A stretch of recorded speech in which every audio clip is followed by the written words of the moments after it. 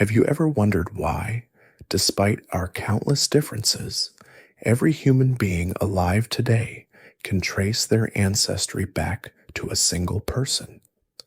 The mystery of our shared DNA reveals that deep within the genetic code of every man, a story points back to one common father, and within the cells of every person on Earth, a similar story points back to one common mother. These are not figures of myth or legend, but scientific realities discovered by tracing the invisible threads of our inheritance back through unimaginable depths of time, revealing a moment when our entire species was so small, so fragile, that its future rested on the survival of just a few thousand individuals. This grand and intricate story, the story of us, begins not with the clashing of armies or the building of empires, but with a silent molecular journey written inside our very being. A journey that ultimately led our ancestors out of their ancestral homeland and across every corner of the globe. I'm glad you're here, wishing you peace, rest, and maybe a little historical inspiration before sleep. Take a moment to like the video and subscribe, but only if you genuinely enjoy what I do here. I'd love to know where and when you're listening from tonight.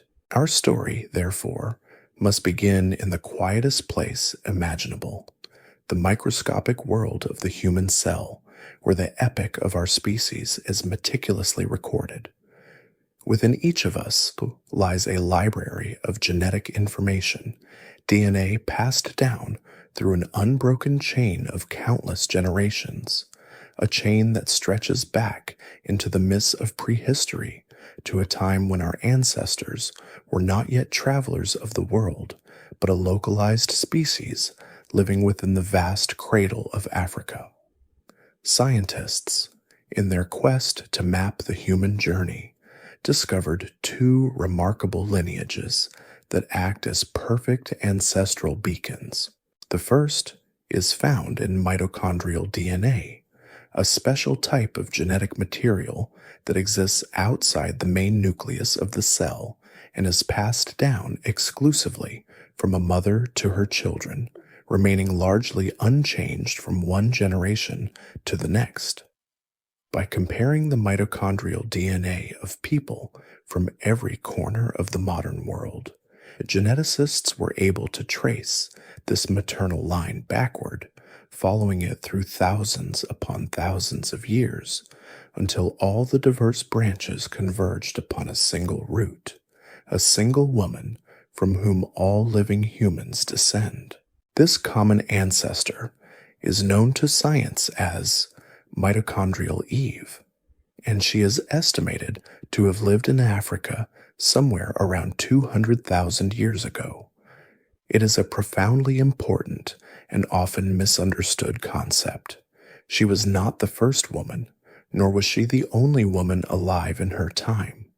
Many other women lived and had children, their own stories unfolding under the ancient African sun, their own lineages branching out for generations.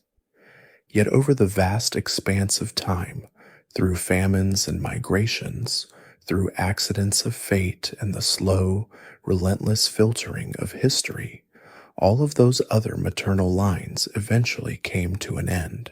Only hers, through an unbroken succession of daughters, persisted, its genetic signature now imprinted within the nearly 8 billion people who call this planet home. She is our shared great-great-grandmother, multiplied by thousands of generations, a silent testament to the single, fragile origin point of our sprawling global family. Finding her in the data was like watching a great river trace its course backward past every tributary and stream until it finally arrived at a single quiet spring hidden deep within the mountains. In a similar scientific quest, another ancestor was found by tracing the Y chromosome, the genetic marker of maleness, which is passed directly from father to son. Just as with mitochondrial Eve, this paternal lineage was followed back through the generations, its countless branches once again converging on a single man, a Y chromosomal Adam. He also lived in Africa, perhaps a little more recently than Eve, and like her, he was not the only man of his generation. He was simply the one whose paternal line, against all odds, never broke. Every other man from his time may have had children, but somewhere down the line, their male descendants either had no children or had only daughters, bringing their specific Y chromosome lineage to a close. Adam and Eve, these genetic ghosts from our distant past, were likely not contemporaries and almost certainly never met, yet their separate lineages ultimately found their way into every person alive today, the twin pillars upon which our entire species is built. Understanding this shared ancestry is the key that unlocks the entire story of human migration, for it establishes our starting point with remarkable certainty. Before we scattered across continents and adapted to different climates, before we developed thousands of languages and cultures, we were one small population living in one part of the world.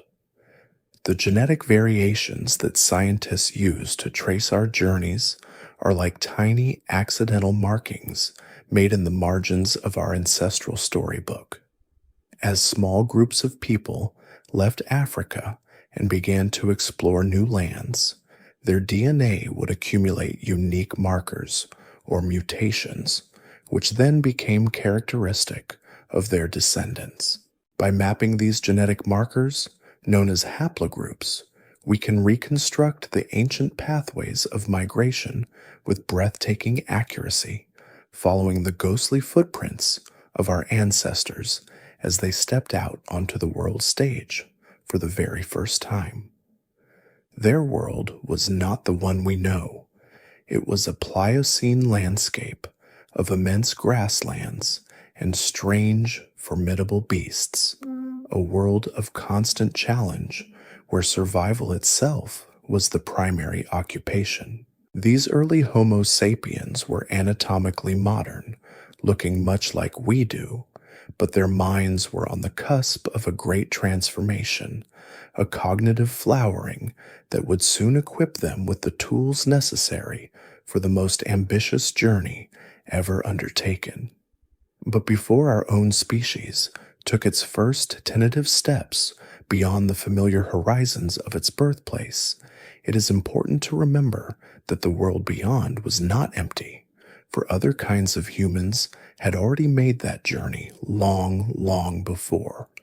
The stage our ancestors would eventually claim was far from empty, as the impulse to explore, to see what lay beyond the next hill or across the next river, was not unique to Homo sapiens. Long before mitochondrial Eve or whilst chromosomal Adam drew breath, other members of our human family had already written the first chapters of this migratory story, their journeys predating our own by an almost unimaginable span of time. For hundreds of thousands of years, the African continent had been an evolutionary crucible, forging different kinds of humans, each with their own unique strengths and adaptations, and it was from this ancient heartland that the very first pioneers emerged. Around 2 million years ago, a new kind of hominin appeared on the savanna, one taller, with a larger brain and a stride built for long distances, a creature of remarkable resilience and ingenuity known to us as Homo erectus. They were the first true world travelers of our lineage, and their decision to step beyond the familiar landscapes of their births would forever change the course of human history, setting a precedent that their distant descendants would one day follow to the ends of the earth. The world of Homo erectus was one of raw elemental forces, a place of dramatic climatic shifts where grasslands expanded and contracted, and vast herds of animals migrated in constant pursuit of food and water. It was likely in following these herds, these moving larders of protein and fat, that Homo erectus first ventured out of Africa. They were not driven by a map or a grand vision of conquest, but by the daily practical necessities of survival. Their journey was not a single purposeful exodus, but more likely a slow, generational creep across the landscape, a gradual expansion of territory that, over thousands of years, carried them across the Sinai Peninsula or perhaps the Bab el-Mandeb Strait into Asia.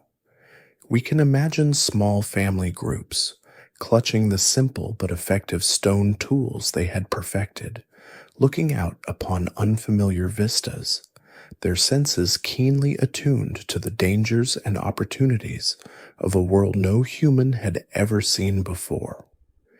The evidence of their pioneering journey is not found in written records, but in weathered fossils and signature stone tools unearthed from the ancient soil of distant lands. One of the most profound windows into this first great migration was opened in Dmanisi, a site in the modern-day country of Georgia, where archaeologists discovered a collection of astonishingly old hominin skulls.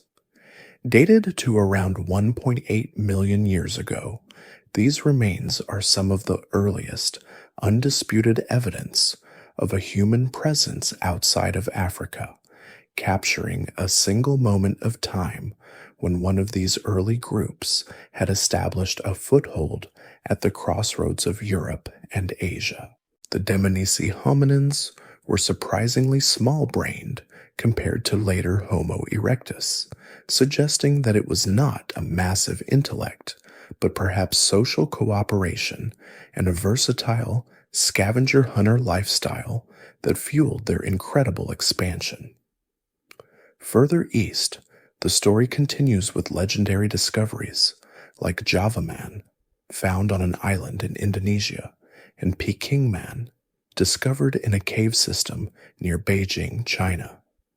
These fossils, though separated by thousands of miles and hundreds of thousands of years, all belong to the same sprawling, successful family of Homo erectus, a testament to their profound adaptability. For more than 1.5 million years, a period of time that makes the entirety of our own species' history seem like a fleeting moment, Homo erectus and their descendants dominated vast swathes of the Old World.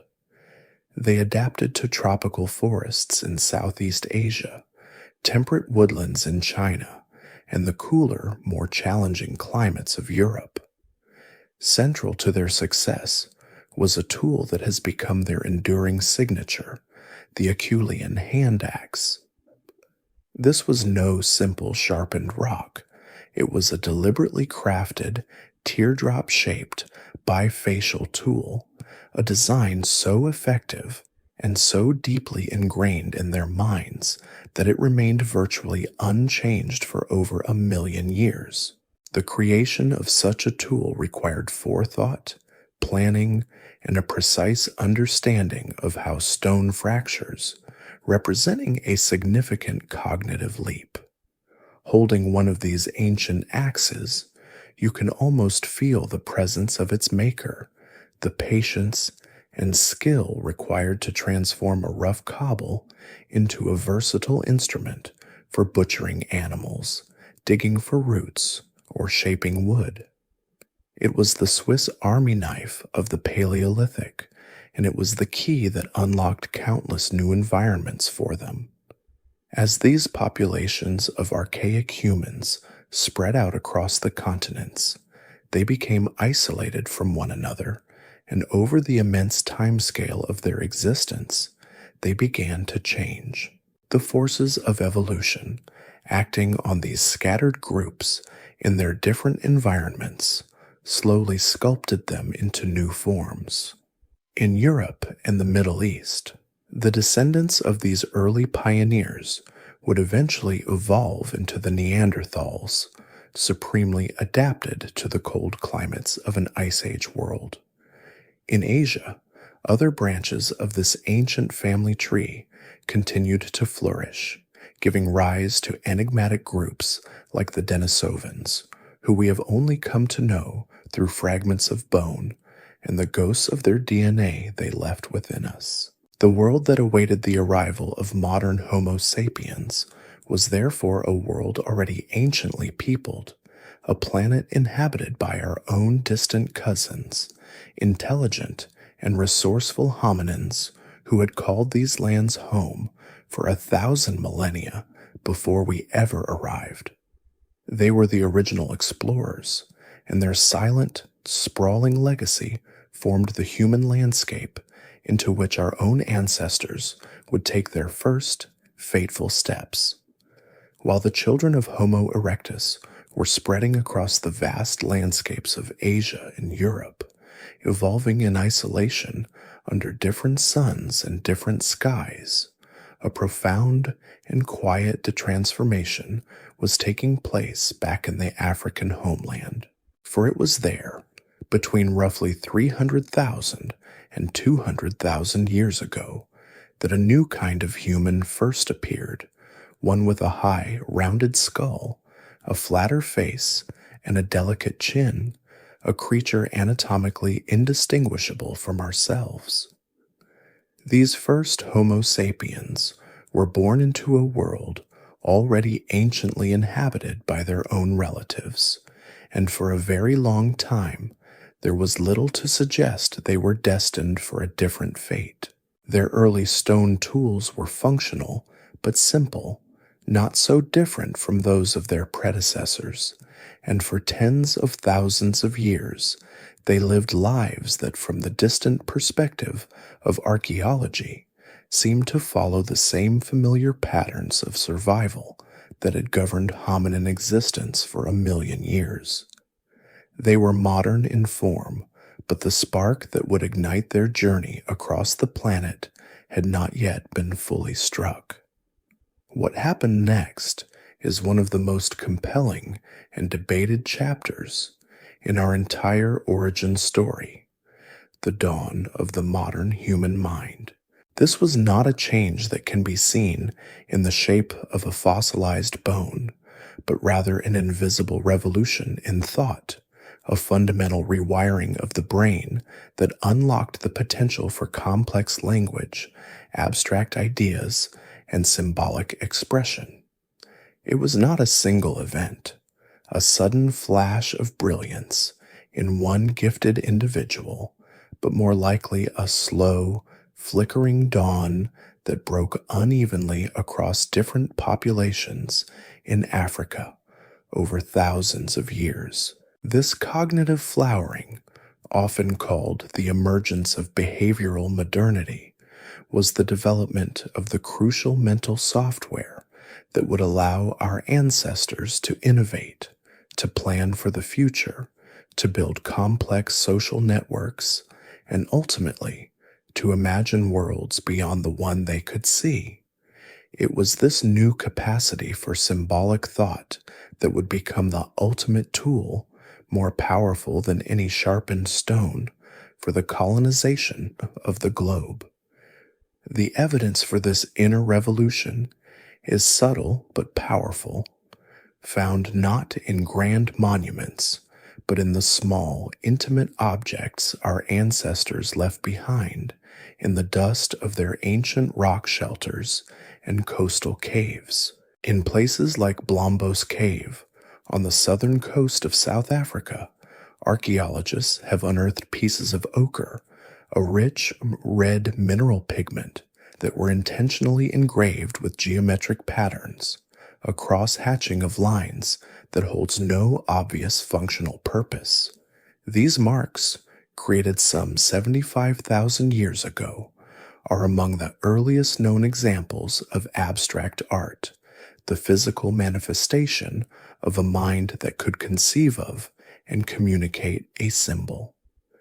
They are the first whispers of a conversation we are still having today, a sign that our ancestors were no longer just making tools, but were now making meaning. Alongside these engravings, researchers found small seashells, each one deliberately pierced in the same way, clear evidence that they were strung together and worn, perhaps as necklaces or bracelets. These were not just ornaments, they were statements of identity, markers of a person's place within a group, a way of saying I belong or I am, a concept that requires a deep understanding of self and society. This explosion of creativity was mirrored by a leap in technological ingenuity. The old, all-purpose hand axe of Homo erectus gave way to a far more sophisticated and versatile toolkit.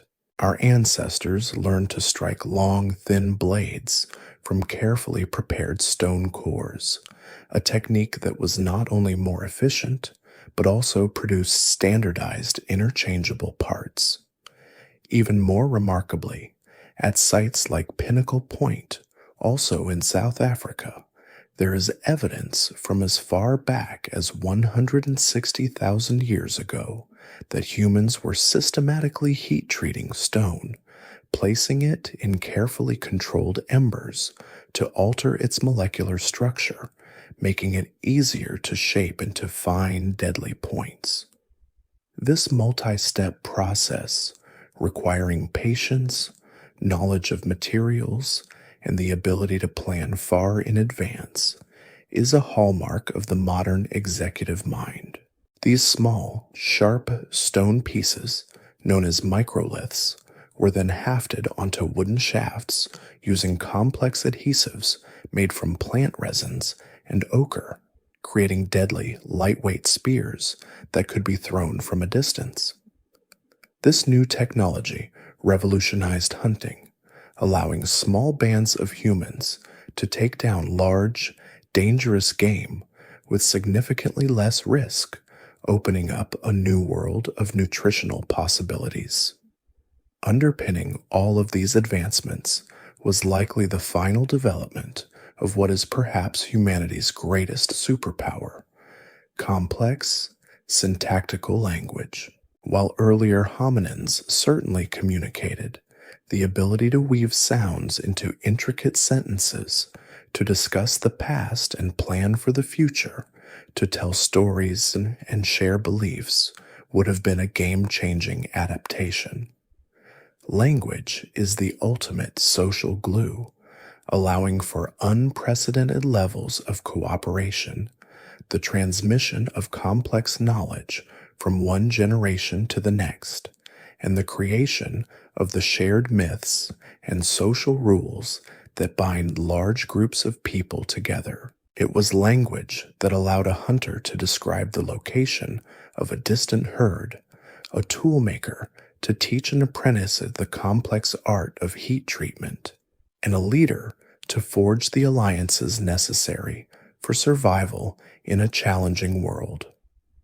Armed with this new cognitive toolkit, symbolic thought, advanced technology, and the power of language, our African ancestors were now equipped not merely to endure, but to adapt, to innovate, and to overcome any obstacle that stood in their way. The world was about to change because Homo sapiens was finally ready to leave home. Now equipped with a mind capable of abstract thought and a toolkit of unprecedented sophistication, our ancestors stood at the threshold of a new world, their gaze for the first time turning seriously toward the horizons that bounded their African homeland.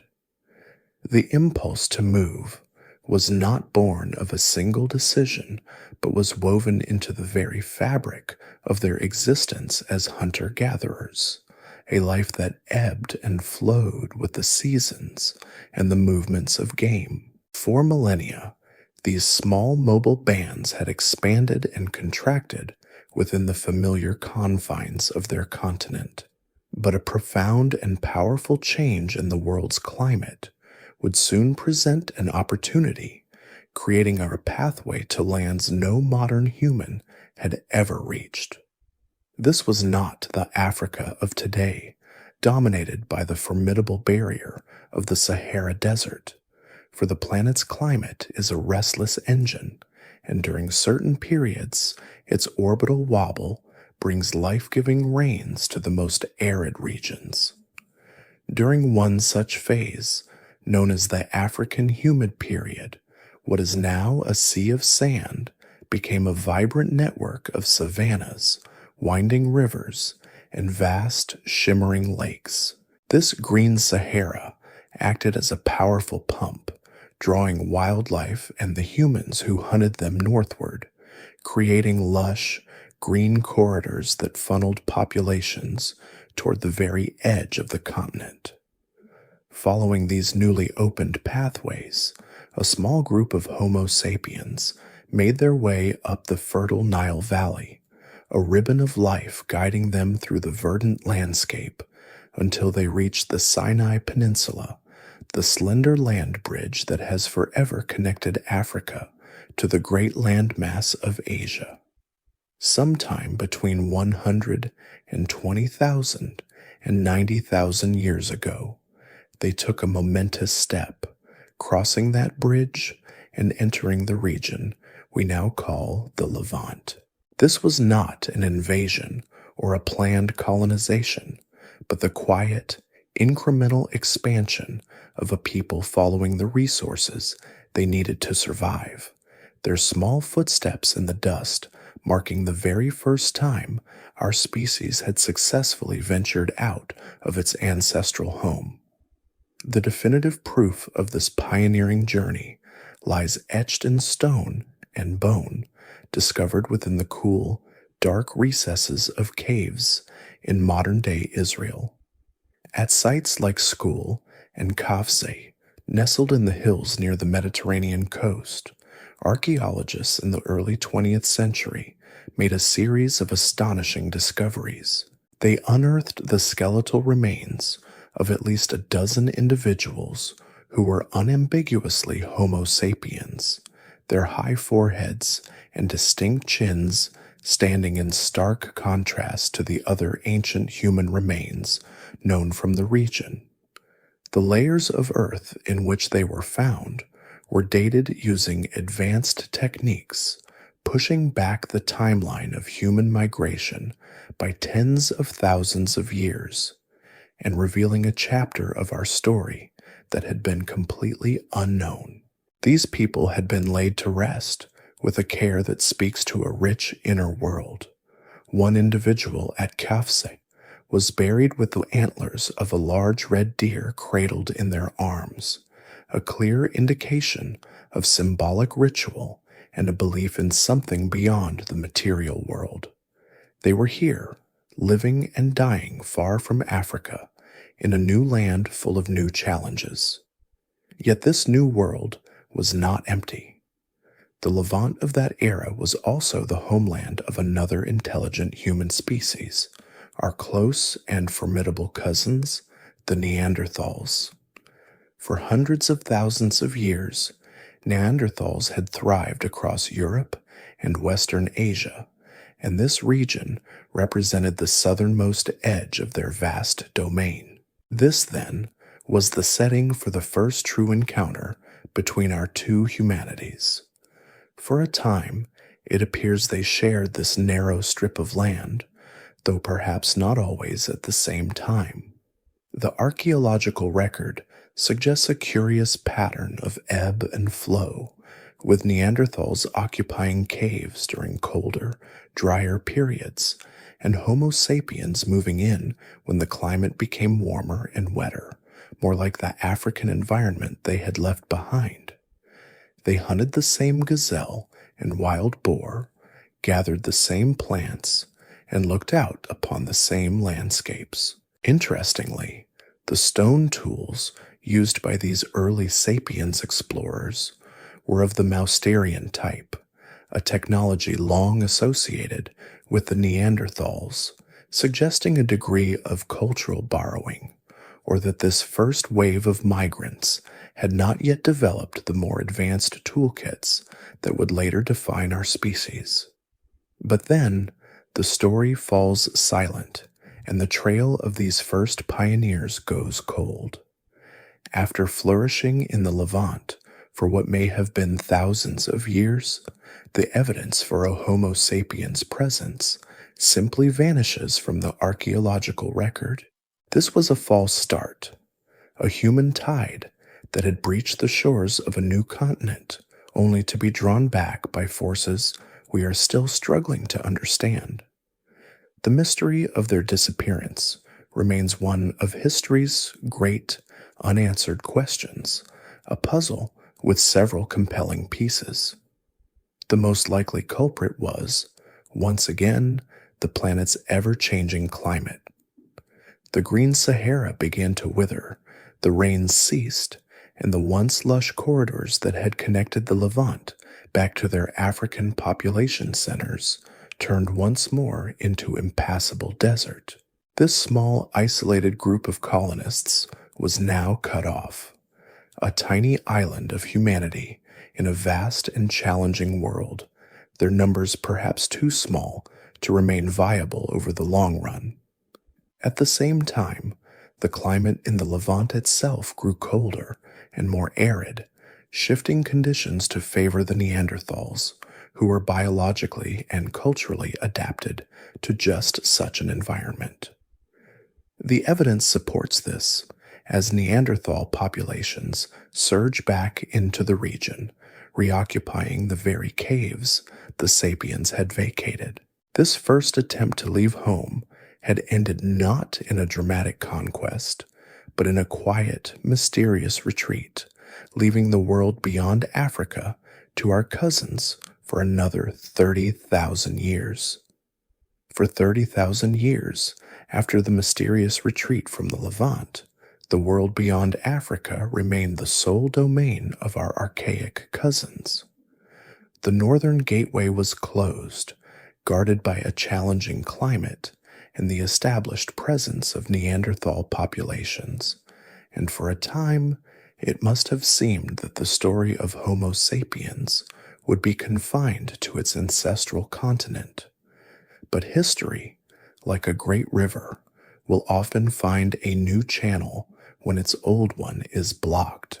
The next chapter of the human journey would not be a second attempt at the same northern route, but a radical departure, a new strategy born of necessity and opportunity. The stage for this second, and this time successful, exodus was set not in the green corridors of a wet Sahara, but at the opposite end of the continent, along the sun-scorched coasts of the Horn of Africa, where a narrow strait of water separated our world from the vast, unknown lands of Arabia. This time, the pioneers would not march overland into a contested territory. They would follow the rhythm of the tides, their fortunes tied to the endless bounty of the sea. This pivotal journey, which likely took place sometime between 70,000 and 60,000 years ago, was probably not a choice made in a time of plenty, but one forged in a period of intense environmental stress. The world was plunging back into a harsh, arid phase of the Ice Age, and much of Africa was gripped by a devastating drought. The lush savannas that had sustained our ancestors shriveled, fresh water became scarce, and the great herds of inland game grew thin. For the human populations living there, the pressure to survive would have been immense, forcing them into smaller, more marginal territories. It was in this crucible of hardship that some groups were pushed toward the coastlines, where they discovered a new and remarkably reliable source of sustenance. The sea, unlike the fickle savanna, offered a constant supply of food in its tidal flats, rocky shores, and shallow estuaries. Shellfish, crabs, seabirds, and fish became the new staples of life, a predictable and protein-rich diet that could support a community even when the lands behind them were barren. This adaptation to a coastal life was a profound innovation, and it created a new kind of human culture, one uniquely equipped for long-distance travel. For these people, the shoreline was not a boundary, but a highway, a consistent and familiar ecosystem that stretched for thousands upon thousands of miles. As long as they followed the coast, they would always know how to find food, their skills and knowledge remaining relevant, no matter how far they traveled. It was this discovery that unlocked the southern gate out of Africa. At the continent's easternmost tip, the Horn of Africa reaches out toward the Arabian Peninsula, separated by the strait known as the Bab el-Mandeb, the Gate of Tears. Today, this is a formidable stretch of open ocean, but during the Ice Age, so much of the world's water was locked up in massive continental glaciers that global sea levels were dramatically lower, perhaps by as much as 100 meters. The Gate of Tears was barely a trickle. The channel was so narrow that the opposite shore would have been clearly visible, perhaps dotted with small islands that could have served as stepping stones. For a people comfortable with a marine environment, perhaps using simple rafts to navigate the coastal waters. This crossing was no longer an impossible barrier, but an irresistible invitation. And so, a small band of these coastal hunter-gatherers, driven by the pressures behind them and drawn by the promise of an empty, untouched shoreline ahead, made the crossing. Genetic evidence tells us that this founding group was astonishingly small, perhaps no more than a few hundred individuals. This single, small migration event represents a profound bottleneck in human history. This tiny handful of pioneers carried with them only a small fraction of the total genetic diversity that existed within Africa at the time. This is why, even today, populations outside of Africa are far less genetically diverse than those within it. Everyone from Paris to Beijing to the Amazon rainforest is a descendant of this one small band of intrepid travelers. Their journey was not an epic of conquest, but a quiet, patient unfolding, a family moving from one cove to the next, generation after generation, their world defined by the salty air and the sound of the waves. The archaeological proof of this coastal migration is frustratingly elusive, for the simple reason that the shorelines they followed now lie deep beneath the waves of the Indian Ocean. Their campsites, their shell middens, and the faint traces of their footprints have long since been washed away by the rising seas. Yet tantalizing clues have emerged from caves and rock shelters just inland from where the ancient coast would have been. At Jebel Faya in the United Arab Emirates, archaeologists discovered a collection of stone tools, not of the Neanderthal type, but distinctly belonging to the more advanced traditions of African Homo sapiens. These tools were dated to a time long before the successful northern migration into Europe, suggesting a much earlier human presence in Arabia, one that fits perfectly with the southern coastal route. These pioneers moved east, hugging the coastline of the Arabian Peninsula, then along the shores of Persia, and onward toward the Indian subcontinent. They had successfully breached the walls of their ancestral home, not with a bang, but with the quiet, persistent scraping of shells on a forgotten shore, carrying the future of humanity with them on their slow and steady walk into a new world. Having made the short but profound crossing from the Horn of Africa, the small founding population of modern humans now found themselves on the shores of a new continent, their feet pressing into the sands of the Arabian Peninsula. Their journey eastward would not be a desperate dash across a barren wasteland, for the Arabia they entered was a vastly different world from the one we know today. The same climatic forces that had pushed them from their home were also transforming this new land as the powerful Indian Ocean monsoon systems shifted, pushing further north and bringing life-giving rains deep into the interior. What are now hyper-arid deserts were then vast grasslands laced with a network of seasonal rivers and freshwater lakes, a landscape teeming with gazelle, oryx, and the other game animals their ancestors had known. Yet for these coastal specialists, the true highway lay along the shoreline, a familiar and bountiful corridor that stretched endlessly before them, a path of least resistance into the heart of Asia.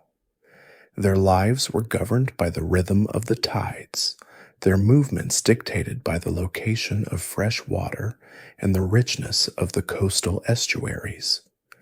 We can imagine them camped near the mouths of ancient rivers, where fresh water mingled with the salt of the sea, creating mangrove forests and wetlands bursting with life. Here, the foraging would have been easy and predictable, a daily harvest of shellfish, crabs, and turtles from the intertidal zones, supplemented by fish speared in the shallows and the occasional hunt for animals that came to the coast to drink. They carried with them their advanced toolkit of small, sharp stone points, microliths hafted onto lightweight spears, versatile implements perfect for this new marine environment. Their progress was not a race. It was a slow, generational diffusion, a human tide moving at the pace of a walk. A family might live its entire life within a single 20-mile stretch of coast, their children then moving just a little further down the shore to establish their own families, a process that, when repeated over 1,000 years, would carry their lineage 1,000 miles. Following the immense coastline of southern Arabia, they moved eastward, generation after generation, tracing the edge of the Indian Ocean.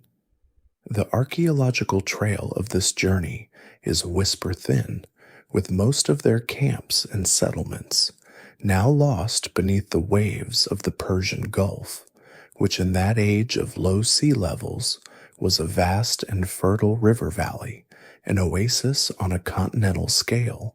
Yet, the genetic evidence of their passage is undeniable, written into the DNA of all non-African people today. As this small population moved, their genetic code accumulated tiny random mutations, creating new markers or haplogroups that act as the ancestral signposts. Two of the most important of these, the foundational maternal lineages known as M and N, first appeared just as this group was leaving Africa. Every person of non-African descent on Earth today belongs to one of these two great lineages, or their subsequent branches, a definitive genetic echo of that single successful coastal exodus. By tracking the geographic distribution of the oldest branches of these haplogroups, we can follow their path with remarkable clarity, a trail of breadcrumbs leading directly from Africa along the coast of Asia and into their next great destination. After thousands of years following the shore, their descendants finally reached the northwestern edge of the Indian subcontinent. Here, they would have encountered a world of almost unimaginable richness, a land of powerful rivers, dense forests, and a staggering diversity of flora and fauna. For a small population of hunter-gatherers emerging from the relative austerity of the Arabian coast, India was a paradise, a demographic jackpot. The subcontinent was a vast and welcoming greenhouse, capable of supporting a much larger human population than any landscape they had previously known. This new abundance likely triggered a population boom, allowing their numbers to grow and expand rapidly, filling the ecological niches of this vast new territory. For the first time since leaving Africa, they were no longer a fragile pioneering fringe, but a thriving established population, a new center of the human world. Evidence of their arrival in India is a subject of intense scientific study and debate. At a site called Jwalapuram in southern India, archaeologists discovered a layer of modern human stone tools directly beneath a thick deposit of volcanic ash. This ash layer has been precisely dated to 74,000 years ago, the result of the colossal Toba supervolcano eruption in nearby Sumatra, one of the most powerful explosive events in the last 2 million years. The presence of these tools beneath the ash suggests that modern humans may have reached India even earlier than the genetic models predict, a hypothesis that, if proven, would rewrite our understanding of the migration timeline. Regardless of the exact date, it is clear that upon arriving in India, our ancestors flourished. This subcontinent became a new nursery for humanity, a place from which all subsequent migrations into the rest of Asia and eventually into Europe and the far-flung islands of the Pacific would be launched. They had crossed their first great continental frontier and had founded a new homeland, but the endless coastline still stretched eastward, beckoning them toward yet another new world waiting to be discovered. From the rich demographic cradle of the Indian subcontinent, the human journey continued its eastward press, an inexorable and almost unbroken ribbon of human settlement stretching along the tropical shores of Asia. The descendants of those who had first tasted the bounty of India now followed the coastline of modern-day Myanmar and Thailand, their path leading them toward a world that has since vanished from our maps, a lost continent of immense proportions now sleeping beneath the shallow seas. In that age of ice, when so much of the planet's water was held captive in colossal glaciers, the oceans of the world were drawn down, and the geography of Southeast Asia was transformed. The islands we know today as Sumatra, Java, and Borneo were not islands at all, but were joined to the mainland in one single contiguous landmass, a vast tropical paradise that geologists have named Sunda. This was not a continent of arid plains or frozen steppes, but a sprawling, low-lying world of unimaginable biological wealth, a landscape of dense rainforests, sluggish, meandering rivers, wider than any we know today, and vast coastal mangrove swamps teeming with life. Entering this world of Sunda must have felt like stepping into a perpetual garden. For hunter-gatherers, whose entire existence was predicated on the availability of resources, it was a landscape of unparalleled abundance. The warm, humid climate supported a staggering diversity of edible plants, from starchy roots and tubers to sweet, hanging fruits, while the forests and rivers offered a constant and easily accessible supply of animal protein. This was a world less reliant on the dramatic pursuit of large, dangerous game and more focused on the predictable harvest of smaller animals, fish, reptiles, and shellfish.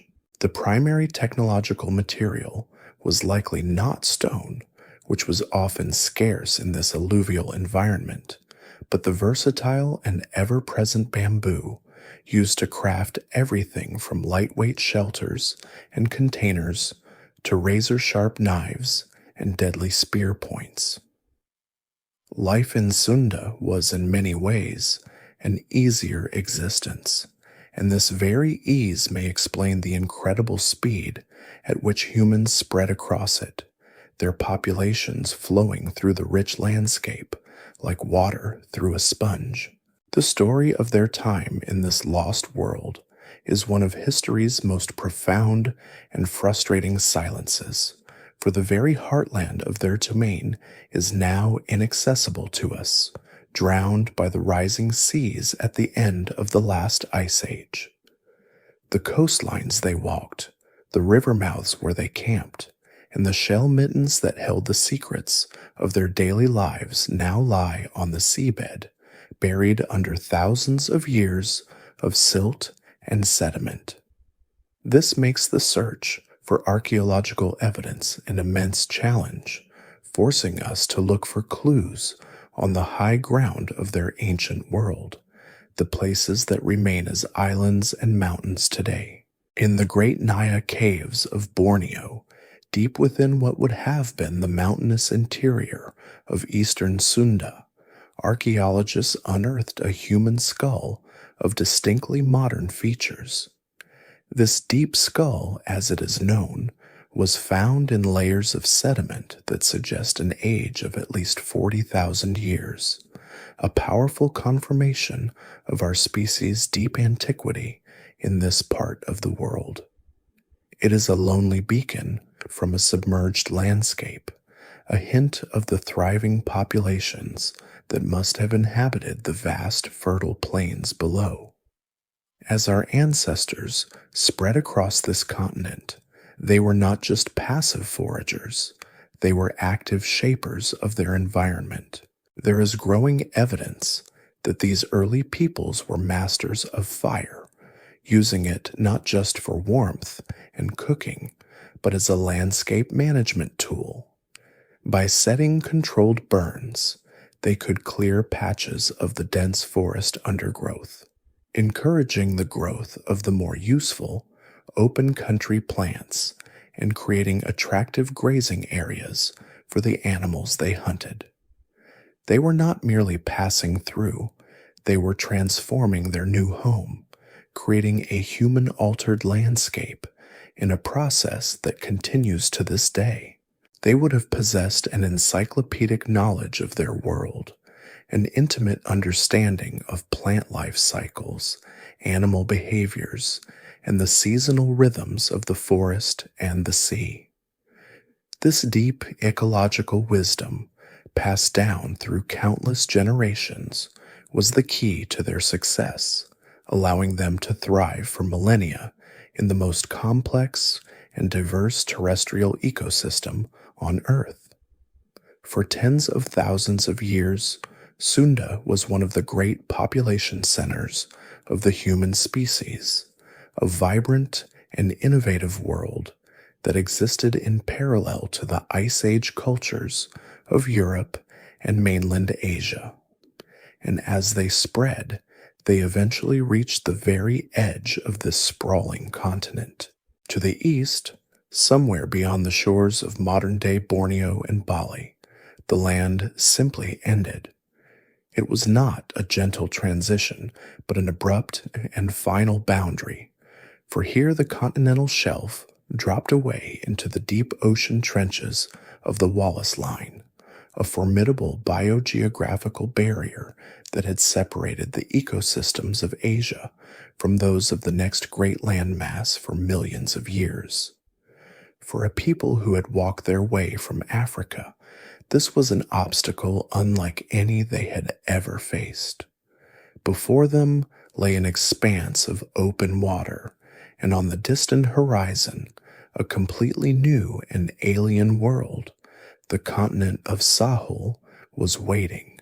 The next step of their journey would require not just courage, but a technological and cognitive leap that would mark them as the first true mariners in human history. At the easternmost edge of the great continent of Sunda, our ancestors came to a halt, their long overland journey from Africa finally arrested by an obstacle of a kind they had never before encountered. Before them lay not a river to be forded or a mountain range to be crossed, but a wide and restless expanse of open sea, a shimmering barrier of blue water that stretched to a hazy, half-visible horizon. This was more than just a simple strait. It was the Wallace Line, a deep and powerful oceanic trench that has for millions of years acted as an invisible wall, separating the distinct biological realms of Asia and Australia. On the Sunda side, where they stood, were the familiar monkeys, tigers, and elephants of their ancestral world. But across that water lay a silent and profoundly different continent, a land of strange creatures and alien plants that had evolved in complete isolation for an eternity. For a species that had always walked its way across the world, this watery chasm presented the ultimate challenge, a test of ingenuity and courage that would require a fundamental shift in their thinking and technology. The crossing to this new world, the continent of Sahul, which comprised modern-day Australia, New Guinea, and Tasmania joined as one, could not have been an accident. This was not a short swim or a lucky drift on a fallen log. The distances between islands on the most likely crossing routes were dozens of miles, and they were plagued by powerful, unpredictable ocean currents. To make this journey required a deliberate act of will, a conscious decision to build a vessel capable of carrying a group of people with their tools and provisions out onto the open ocean and toward a land from which there might be no return. This represents one of the greatest cognitive and technological leaps in all of human history, the moment our ancestors looked at the sea not as an ending, but as a pathway. They had to invent from scratch the very concept of seafaring, an idea born from the abundant materials of their forest home. The most likely candidate for their vessel was the bamboo raft, a craft of elegant simplicity and remarkable seaworthiness, its hollow, air-filled chambers making it buoyant and virtually unsinkable. We can imagine them on the shores of ancient Sunda, harvesting thick stalks of bamboo, lashing them together with vines and plant fibers, a slow and collaborative process requiring shared knowledge and a common goal. This was not the work of a single individual, but of a community, a group of families betting their future on this new invention. They would have needed to understand the rhythms of the sea, the patterns of the winds and tides, and to possess the navigational skill to aim for a destination that was at times only a faint smudge on the horizon. This was the birth of true navigation, an art that would one day take their descendants to the most remote islands on Earth. Finally, the moment came when a small group of pioneers, perhaps 20 or 30 strong, pushed their raft into the surf and began to paddle, leaving the world they knew behind and committing themselves entirely to the vast, uncertain emptiness of the sea. Their journey was humanity's first great voyage of discovery, a leap of faith into the profound unknown. Their landfall after days at sea would have been a moment of quiet, world-altering significance. As their feet touched the soil of Sahul, they became the first primates, the first of our entire evolutionary line to ever set foot on this isolated continent. The world they stepped into was utterly alien. The forests were dominated by strange and towering eucalyptus trees. The air was filled with the unfamiliar calls of kookaburras and cockatoos, and there were no large placental mammals to be seen. Instead, This was a land of marsupials, a realm of pouched mammals that had evolved into a bizarre and wonderful array of forms. There were giant, short-faced kangaroos that stood 10 feet tall, massive, rhino-sized wombats known as diprotodon, and huge, flightless birds that dwarfed a modern emu. For these first human arrivals, Sahul must have seemed like a land of monsters and marvels, a place that operated by an entirely different set of natural rules. The most definitive evidence of their successful arrival comes from a place called Majid Bebe, a large rock shelter in Arnhem Land in northern Australia. Here, deep within layers of sand and sediment, archaeologists have unearthed a treasure trove of early human activity. They found stone axes with ground edges, a technology that would not appear elsewhere in the world for another 20,000 years, alongside vast quantities of ochre used as pigment for art and ritual. Most astonishingly, the deepest layers of this site, containing these unmistakable signs of a modern human presence, have been reliably dated to around 65,000 years ago. This singular discovery pushed back the timeline for the colonization of Australia by nearly 20,000 years, proving that our ancestors made this remarkable sea voyage at a far earlier date than was ever thought possible. It stands as a testament to their extraordinary capabilities, a quiet confirmation of a journey that was for a long time considered impossible. With this one successful crossing, they had opened up the last great empty continent on Earth, their voices the first to echo through its ancient, silent landscapes. While one great branch of the human family was making its remarkable voyage into the alien world of Sahul, other streams of our species were flowing out from the Near East and the great crossroads of Central Asia, turning their faces west toward a continent that would one day be called Europe. This was not the temperate green land of the modern era, but a world in the firm and unforgiving grip of the last great ice age. It was a continent of immense, grinding glaciers that covered its northern half, a landscape of sweeping, semi-frozen tundra and vast steppes where the wind howled across endless grasslands. This was a world dominated by giants, herds of woolly mammoths, their great tusks curving toward the sky, thick-coated woolly rhinoceroses grazing on the sparse vegetation, and formidable cave bears slumbering in the dark recesses of limestone hills. To survive here required a profound and specialized adaptation to the cold, and for hundreds of thousands of years, this challenging realm had been the undisputed homeland of another kind of human, our closest and most enigmatic extinct relative, the Neanderthals. They were not the brutish, hunched cavemen of popular caricature, but a highly intelligent and supremely successful human species, the descendants of those earlier pioneers who had left Africa long before our own ancestors.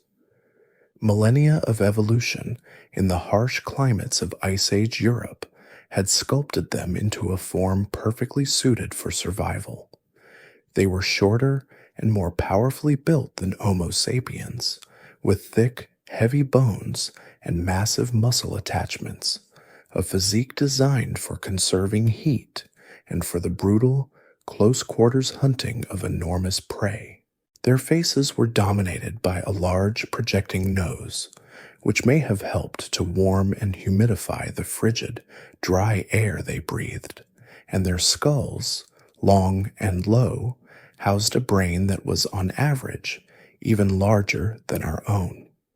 For more than 200,000 years, the Neanderthals had not just survived in this world, they had mastered it.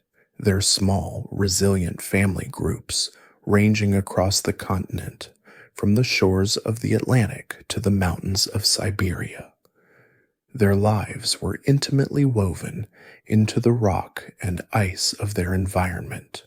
They crafted a sophisticated and highly effective toolkit known as the Mousterian industry, centered on a versatile, leaf-shaped flint point that could be used as a spear tip, a knife, or a scraper.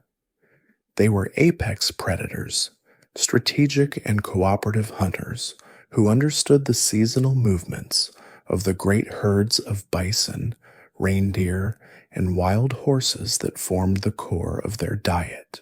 Evidence from their butchered remains shows that they sustained frequent and traumatic injuries, similar to those seen in modern rodeo riders, a silent testament to their dangerous and physically demanding method of hunting, which likely involved ambushing and thrusting their heavy spears into their formidable prey at very close range. They also had a world beyond mere survival.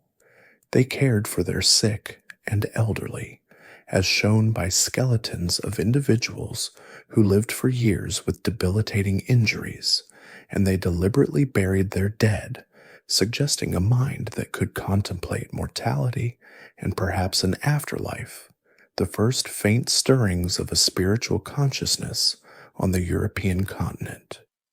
Into this ancient and established world, beginning around 45,000 years ago, came the newcomers.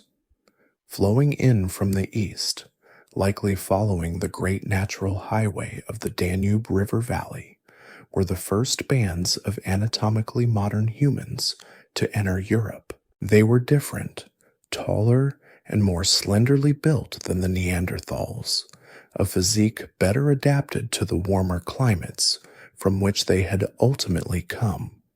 But the most significant difference was not in their bodies, but in the tools and ideas they carried with them. This was a new culture, known as the Aurignacian, and it represented a quantum leap in technological and symbolic complexity. They brought the art of striking long, elegant blades from stone cores, a far more efficient method that produced a greater amount of cutting edge from the same amount of raw material.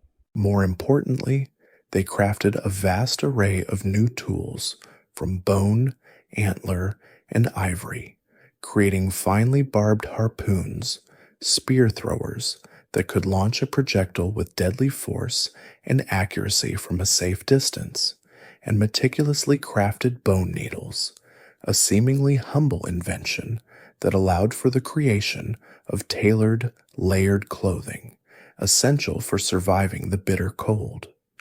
For a period of at least 5,000 years, these two human populations coexisted on the European continent, their territories overlapping in a complex and shifting mosaic. This was the first and only time in history that two distinct, intelligent, and culturally sophisticated human species shared the same landscape, and the nature of their encounter is one of the most compelling dramas in our entire story. It was likely not a single, continent-spanning war, but a long and drawn-out process of interaction, avoidance, and competition. They would have seen the smoke from each other's fires rising in the distance, discovered the footprints of different feet along the riverbanks, and perhaps, on rare and momentous occasions, met face to face in the quiet, frozen twilight of the Ice Age world. The most profound and intimate evidence of their encounter comes not from the soil, but from within ourselves. The genomes of modern humans of non-African descent contain on average between 1 and 2% Neanderthal DNA, a clear and undeniable genetic legacy of a time when our ancestors and their ancient cousins met and produced children together. This was not a story of simple replacement, but a tale of complex and subtle intermingling, a ghost of another humanity that we all carry with us to this day. To simply survive in the Europe of the last glacial maximum was a monumental achievement, a daily struggle against a world of relentless, piercing cold. For the newly arrived bands of Homo sapiens, however, survival was not enough. They were equipped not merely to endure this frozen continent, but to transform it into a home, to fill its silent, icy valleys with the light and warmth of a new and vibrant human spirit. Their success in this formidable landscape was not owed to any single physical advantage, but to a revolutionary suite of technological, social, and cultural innovations that allowed them to solve the brutal problems of Ice Age life with an unprecedented level of creativity and foresight. They possessed a mind that could not only see the world as it was, but could imagine it as it could be, and in that power of imagination, they found the tools to build a new world amidst the ice and snow. The foundation of their mastery was a revolution in the art of hunting. While the powerful Neanderthals relied on courage and brute strength, ambushing their colossal prey at dangerously close quarters, our ancestors developed a technology that allowed them to kill from a distance, turning the hunt from a desperate gamble into a calculated science. This was the invention of the spear thrower, a device known by its later Aztec name, the atlatl.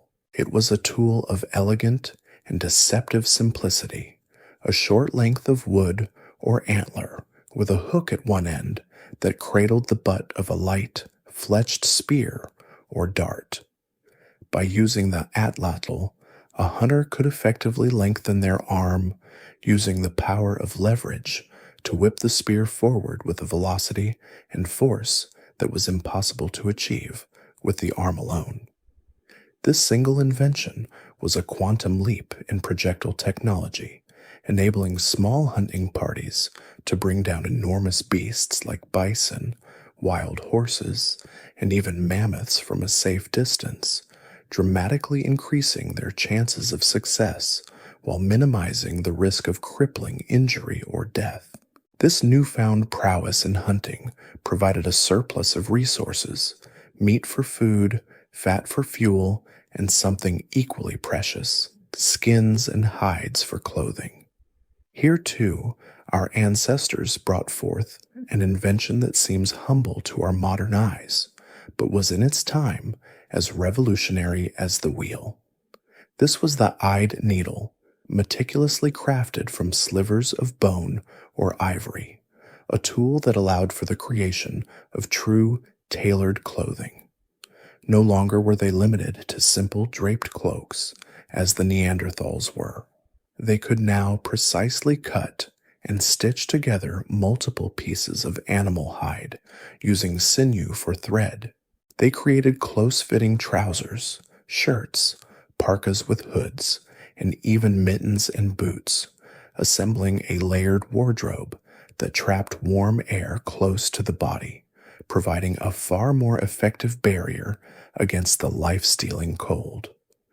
This thermal efficiency was a critical advantage, allowing them to conserve precious calories, to remain active for longer periods in the bitterest weather, and to push further into the frozen heart of the continent than any human had ever gone before. Their ingenuity extended to the very homes they lived in. While they certainly made use of natural caves and rock shelters, they were also some of the world's first true architects, constructing their own dwellings on the open steppe where no natural shelter could be found. At sites like Mazirich in modern Ukraine, archaeologists have uncovered the astonishing remains of circular huts built from a carefully interlocking framework of mammoth bones.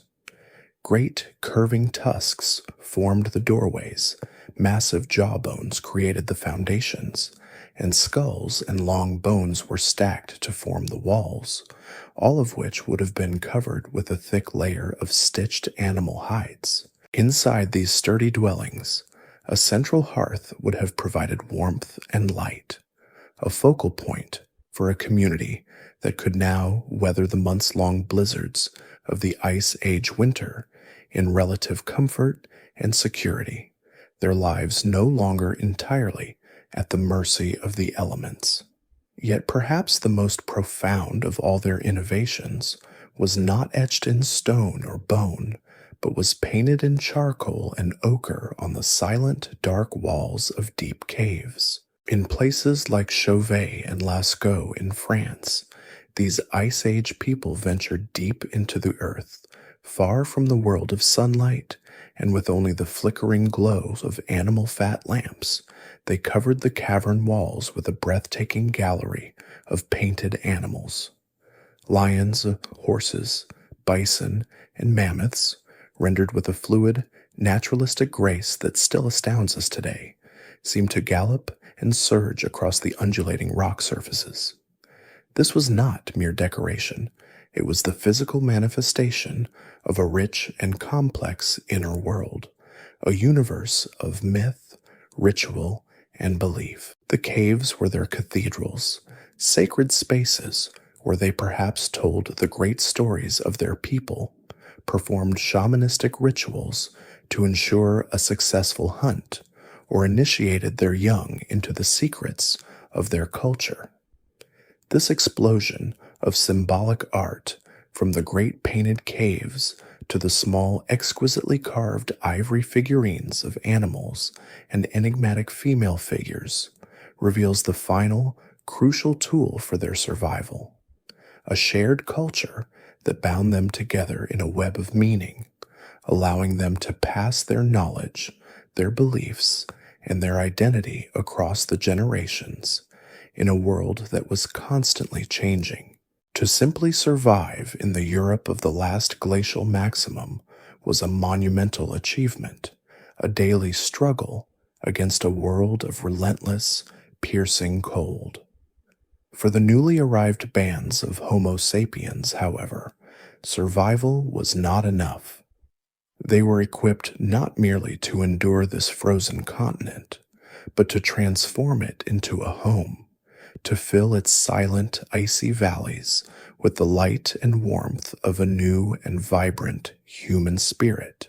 Their success in this formidable landscape was not owed to any single physical advantage, but to a revolutionary suite of technological, social, and cultural innovations that allowed them to solve the brutal problems of Ice Age life with an unprecedented level of creativity and foresight. They possessed a mind that could not only see the world as it was, but could imagine it as it could be, and in that power of imagination, they found the tools to build a new world amidst the ice and snow. The foundation of their mastery was a revolution in the art of hunting. While the powerful Neanderthals relied on courage and brute strength, ambushing their colossal prey at dangerously close quarters, our ancestors developed a technology that allowed them to kill from a distance, turning the hunt from a desperate gamble into a calculated science. This was the invention of the spear thrower, a device known by its later Aztec name, the atlatl. It was a tool of elegant and deceptive simplicity, a short length of wood or antler with a hook at one end that cradled the butt of a light, fletched spear or dart. By using the atlatl, a hunter could effectively lengthen their arm, using the power of leverage to whip the spear forward with a velocity and force that was impossible to achieve with the arm alone. This single invention was a quantum leap in projectile technology, enabling small hunting parties to bring down enormous beasts like bison, wild horses, and even mammoths from a safe distance, dramatically increasing their chances of success while minimizing the risk of crippling injury or death. This newfound prowess in hunting provided a surplus of resources: meat for food, fat for fuel, and something equally precious: skins and hides for clothing. Here, too, our ancestors brought forth an invention that seems humble to our modern eyes, but was in its time as revolutionary as the wheel. This was the eyed needle, meticulously crafted from slivers of bone or ivory, a tool that allowed for the creation of true, tailored clothing. No longer were they limited to simple draped cloaks as the Neanderthals were. They could now precisely cut and stitch together multiple pieces of animal hide using sinew for thread. They created close-fitting trousers, shirts, parkas with hoods, and even mittens and boots, assembling a layered wardrobe that trapped warm air close to the body, providing a far more effective barrier against the life-stealing cold. This thermal efficiency was a critical advantage, allowing them to conserve precious calories, to remain active for longer periods in the bitterest weather, and to push further into the frozen heart of the continent than any human had ever gone before. Their ingenuity extended to the very homes they lived in. While they certainly made use of natural caves and rock shelters, they were also some of the world's first true architects, constructing their own dwellings on the open steppe, where no natural shelter could be found. At sites like Mezhirich in modern Ukraine, archaeologists have uncovered the astonishing remains of circular huts built from a carefully interlocking framework of mammoth bones.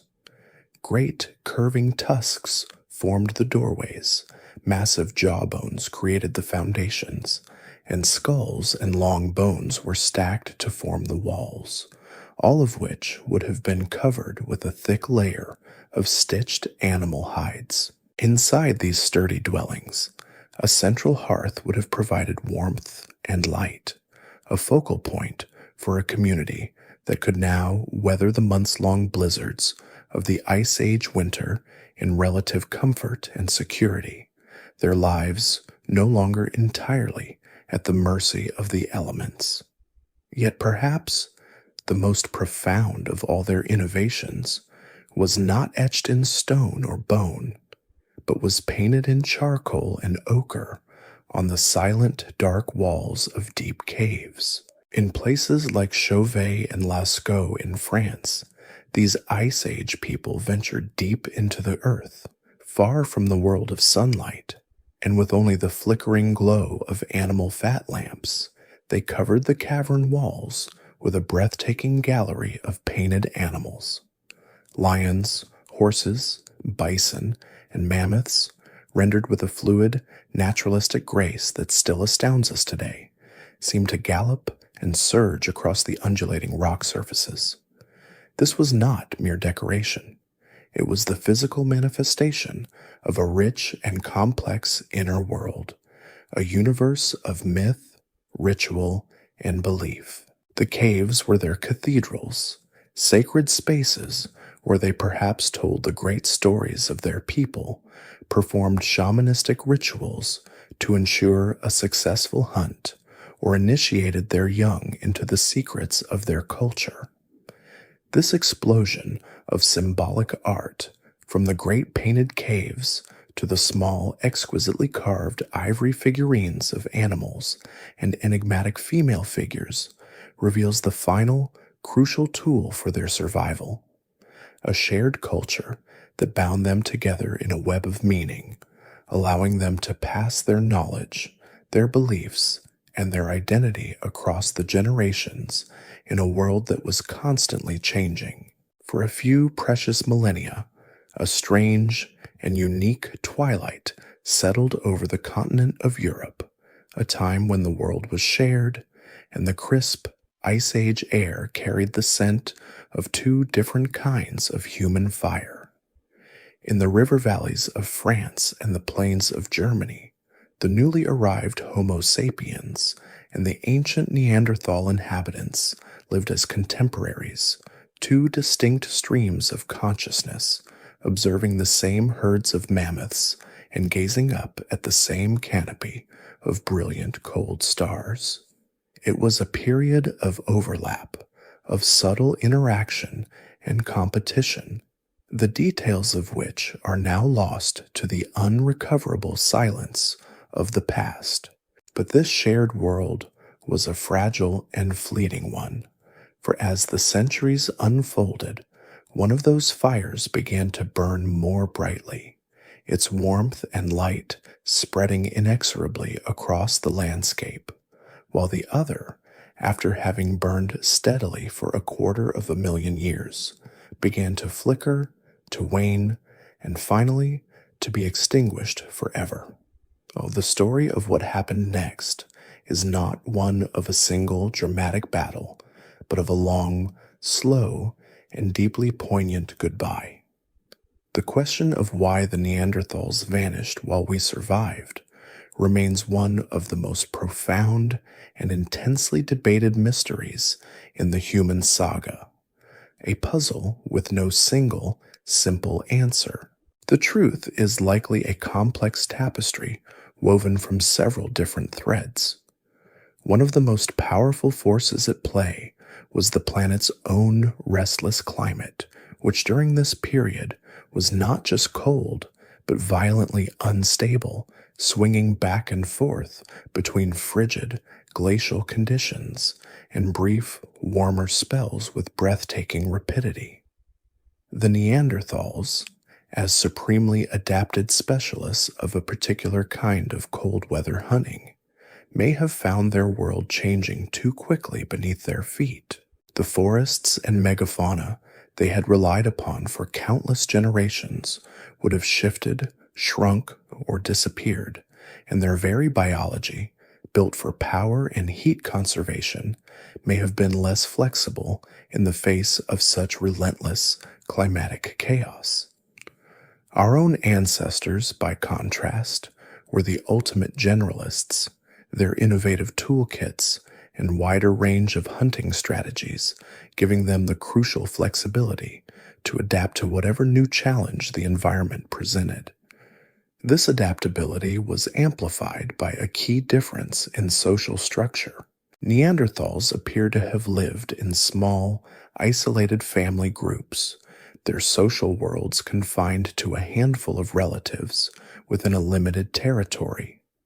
Homo sapiens, on the other hand, brought with them the capacity for creating vast, continent-spanning social networks.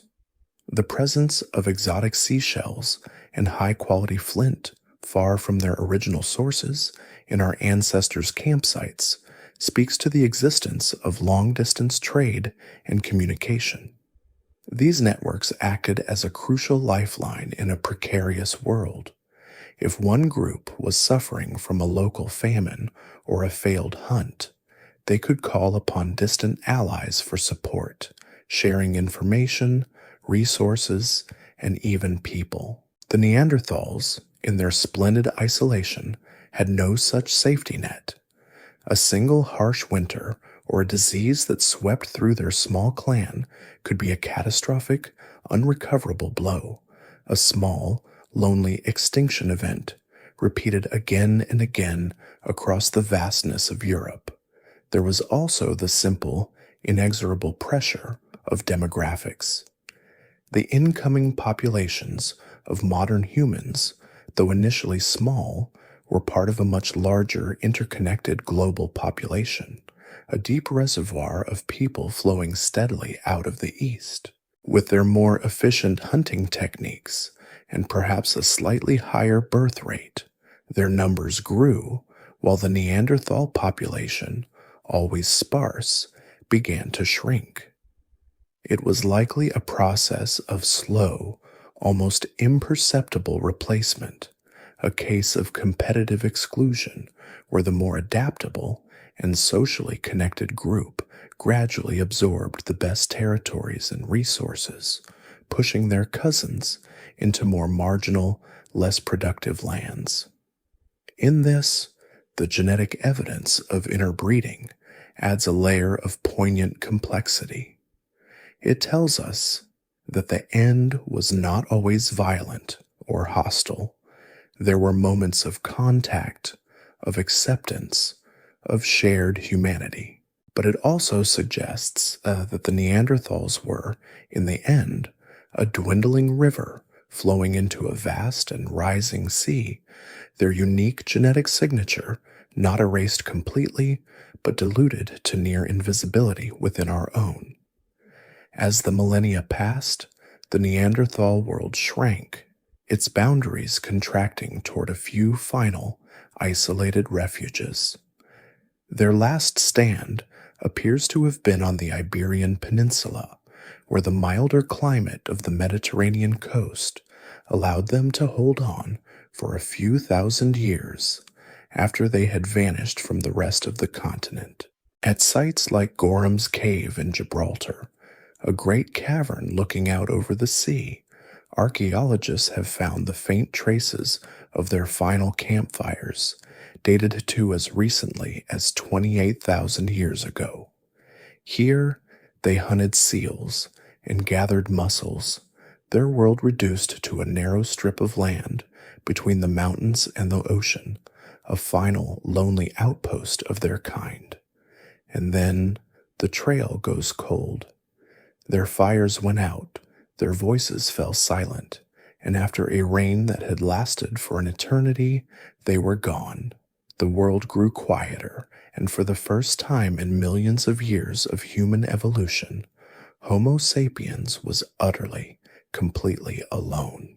With the last Neanderthal fires turning to cold ash on the western edge of the world, it seemed that the grand, branching story of human evolution had finally been pruned down to a single, solitary twig. For the first time since our ancient ancestors had walked out of Africa, Homo sapiens was now seemingly the sole heir to the planet. Our only companions, the silent ghosts of the cousins we had outlived. The world felt emptier, simpler, a straightforward tale of one species' inevitable triumph. But the past is a far more complicated and crowded place than we can ever truly know. And just as this story of our lonely inheritance was becoming settled fact, a discovery in a remote Siberian cave would shatter this simple picture, revealing that the human family was larger, stranger, and more wonderfully complex than anyone had ever dared to imagine. The Neanderthals, it turned out, were not our only long-lost relatives to share the Ice Age world. Our story now moves east, far from the painted caves of France and the mammoth steppes of Europe, to the Altai Mountains of southern Siberia, a rugged and beautiful landscape of forested hills and cold, clear rivers. Here, nestled into a limestone cliff, is a place known to locals as Denisova Cave. It is not a dramatic or imposing cavern, but its wide, sunlit entrance has offered a welcoming shelter from the brutal Siberian winters for hundreds of thousands of years. And for this reason, it became a silent repository of history, its floor a thick, layered archive of soil, ash, and bone, preserving the faint traces of all those who had once called it home.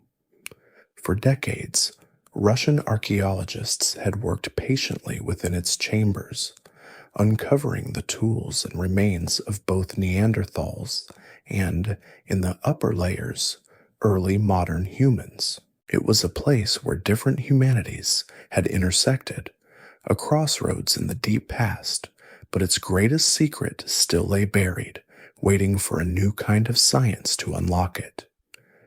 In 2008, a small, almost insignificant fragment of bone was recovered from a layer in the cave, dated to between 50,000 and 30,000 years ago.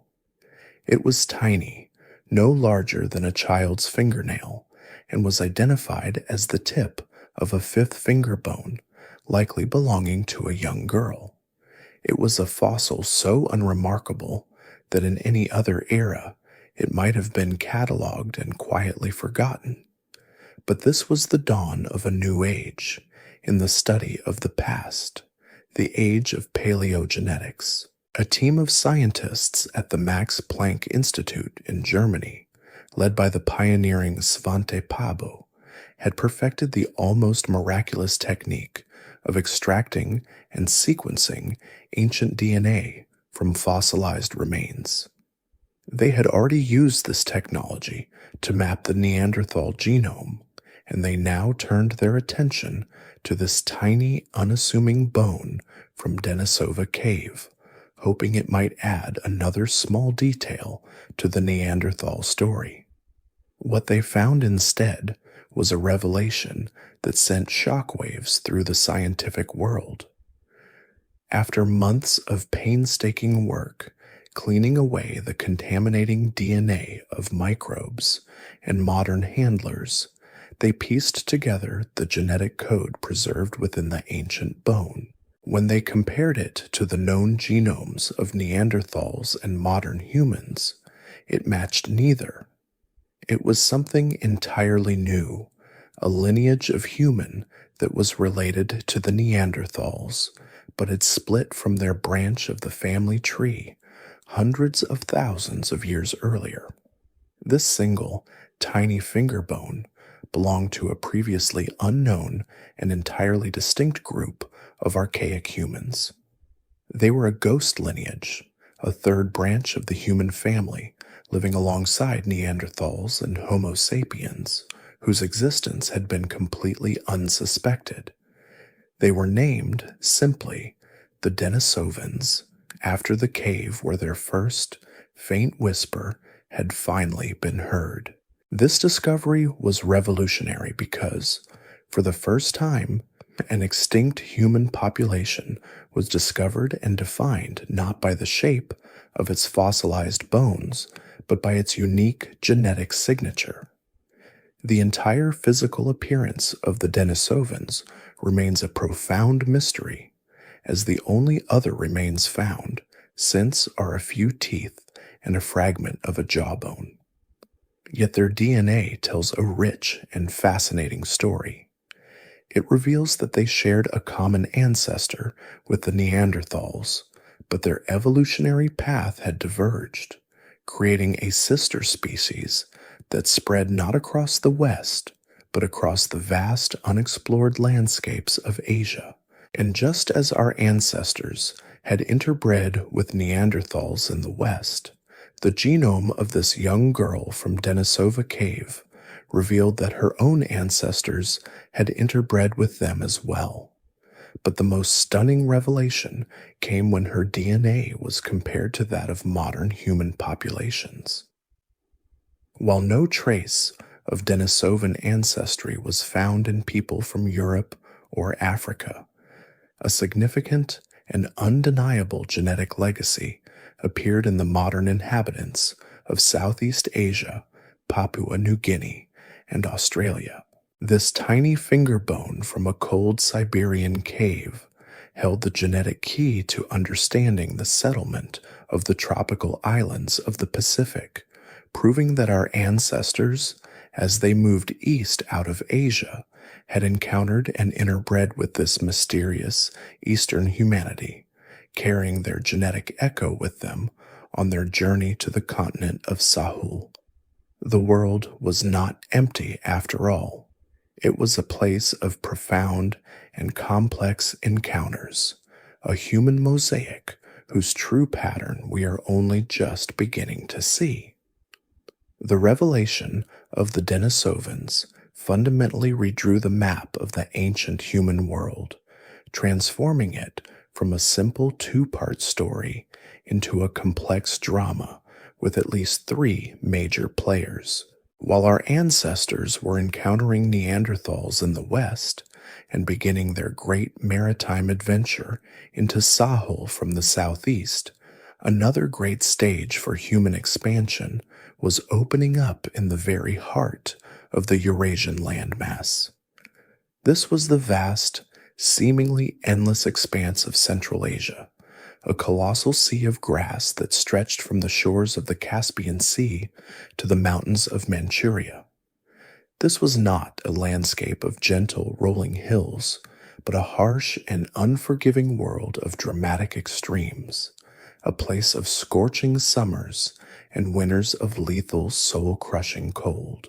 For much of the Ice Age, this region was a unique and now vanished ecosystem known as the Mammoth Steppe, a vast, dry, and treeless grassland that supported an almost unbelievable biomass of large grazing animals.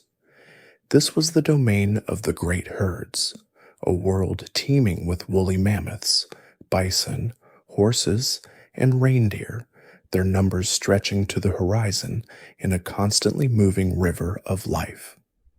For the hunter-gatherer bands of Homo sapiens pushing northward from the population centers of the Indian subcontinent and the Iranian plateau, this world of the steppe presented both an immense challenge and an unparalleled opportunity to leave the familiar woodlands and river valleys behind and venture out into this exposed, open landscape required a new way of life, a new set of skills, and a new way of thinking.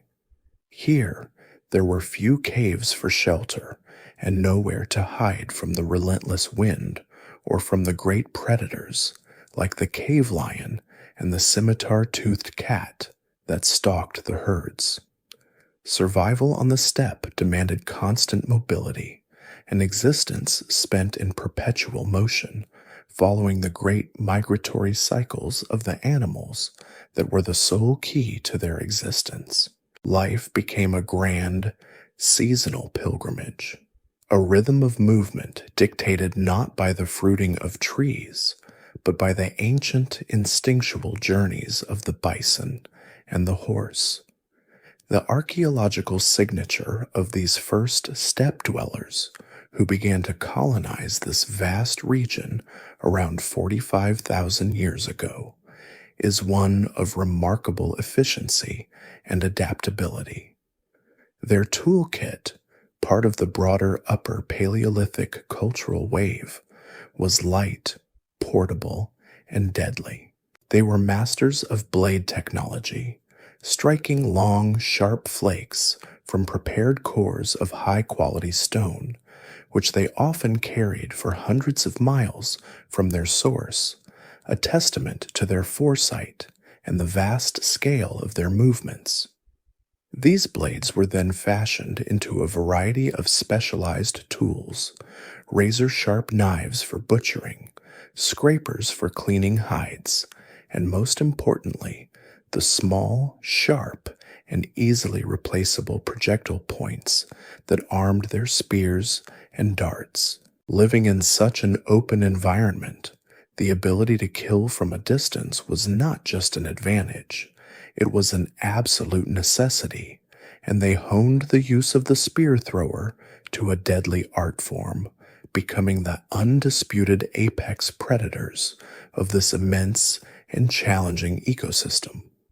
The Central Asian steppe was not just a homeland, it was a highway, a great central corridor that connected every corner of the Eurasian continent. The human populations that adapted to life on this sea of grass were not static. They were dynamic and interconnected, their movements creating a vast genetic and cultural crossroads. It was here, in the heart of the continent, that the human streams flowing east from the Levant met those flowing north and west from South Asia, mingling and exchanging genes, technologies, and ideas. This ancient melting pot is a crucial and often overlooked chapter in our story. It was from this central hub that some of the most important later migrations would be launched. Some groups would turn west, carrying their sophisticated Upper Paleolithic culture into Europe, where they would encounter and eventually replace the Neanderthals. Others would be pushed ever northward, following the river valleys deep into the frozen heart of Siberia. And it was here, in this great central meeting place, that they would have undoubtedly encountered the Denisovans, whose territory this had been for hundreds of thousands of years. The exact nature of this meeting is still shrouded in mystery, but the Denisova cave itself provides the most tantalizing clues. The very layers of sediment that held the Denisovan finger bone also contained the distinctive tools of modern humans, indicating that this particular shelter was used by both groups, though perhaps at different times. It was a shared space, a piece of ancient real estate that passed back and forth between two different kinds of people over thousands of years. The definitive evidence of their interaction is once again written in our DNA. The genetic legacy of the Denisovans in the peoples of Southeast Asia proves that these encounters were not always fleeting or hostile.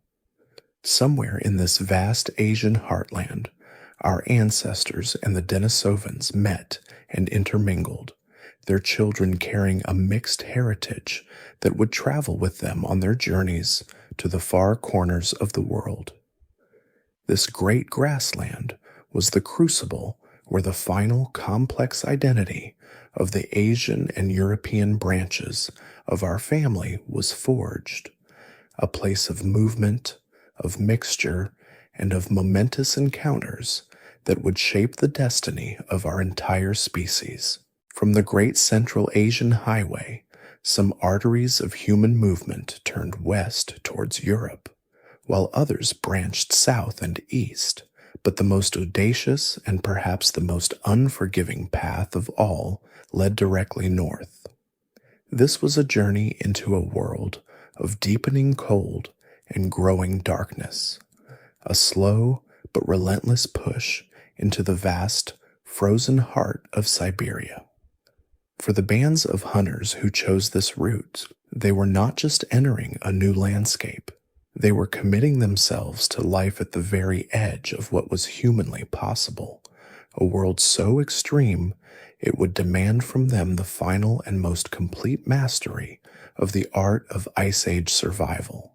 They followed the great northbound rivers, the Ob, the Yenisei, the Lena, as they flowed toward the Arctic Ocean, and with every generation they pushed the frontiers of the human world deeper into the white, silent expanse of the high latitudes.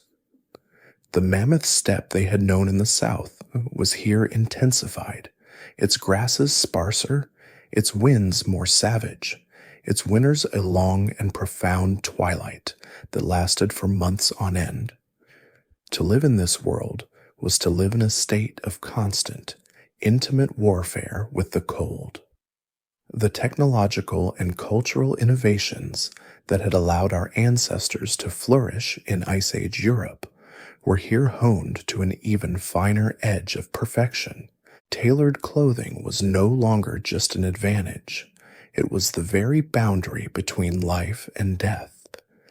These Siberian hunters became the world's first master furriers, their bone needles flashing as they stitched together intricate multi-layered garments from the pelts of Arctic fox, wolf, and wolverine, animals whose fur possessed unique insulating properties. They understood the subtleties of their materials, knowing which hides were best for inner layers, which were most resistant to wind for the outer shell, and how to craft boots and mittens that could withstand temperatures that would freeze exposed flesh in moments.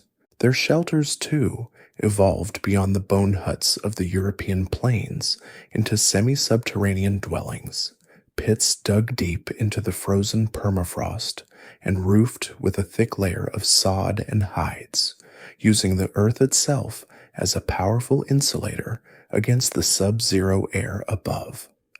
The central pillar of this entire existence, the resource around which their whole world revolved, was the woolly mammoth. On this treeless, frozen steppe, the mammoth was not just an animal to be hunted. It was a walking, breathing ecosystem, the provider of nearly every necessity of life.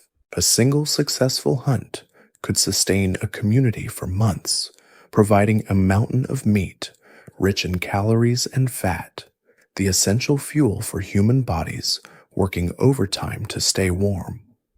Its thick, shaggy hide could cover the roofs of their dwellings. Its great, curving tusks and massive bones provided the very framework for those homes, and its fat-laden bones, when broken open and burned in a hearth, became the only reliable source of fuel for heat and light in a land where firewood was a distant memory. Even its guts could be cleaned and used as storage containers. These hunters were not just mammoth hunters. They were a mammoth-dependent culture, their lives and destinies inextricably linked to the great, shaggy beasts that moved like mountains across the frozen plains. For a long time, it was believed that humans only penetrated these high-latitude environments at the very end of the Ice Age. But a discovery of world-altering importance would prove that our ancestors had conquered the Arctic far earlier than anyone had dreamed. At a site on the Yana River in Siberia, well above the Arctic Circle, archaeologists uncovered a treasure trove of human activity: stone tools, a woolly rhinoceros horn carved with human markings, and the butchered remains of mammoth, bison, and horses. The site, known as the Yana Rhinoceros Horn Site, was dated to an astonishing 30,000 years ago, proving that modern humans were living and thriving in the deep Arctic at a time when glaciers still covered much of the world. They were not driven there by desperation. They were masters of their environment, equipped with the knowledge and technology to make a home at the very top of the world. Further south, near the shores of the Great Lake Baikal, another cluster of sites, known as the Malta Buret culture, reveals the rich inner life of these Siberian masters. Here, around 24,000 years ago, during the brutal heart of the last glacial maximum, they not only survived but created art of breathtaking sophistication and beauty. From the ivory of mammoth tusks, they carved delicate, stylized figurines of birds, swans, and geese, their forms elegant and graceful.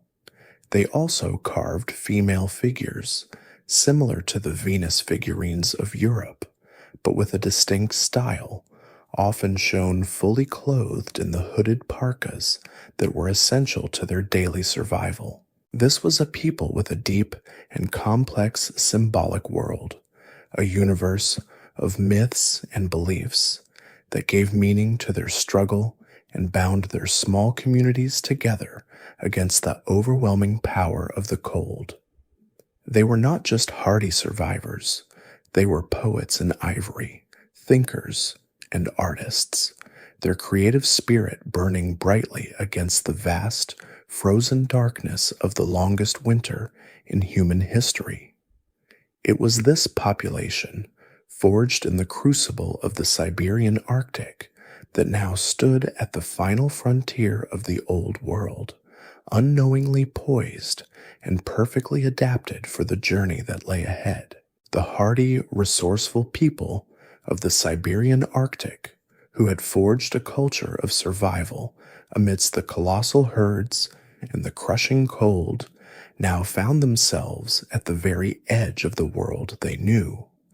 For thousands of years, their ancestors had moved ever eastward, following the great game animals across the vast mammoth steppe, their entire existence a testament to their ability to adapt to the planet's most extreme environments.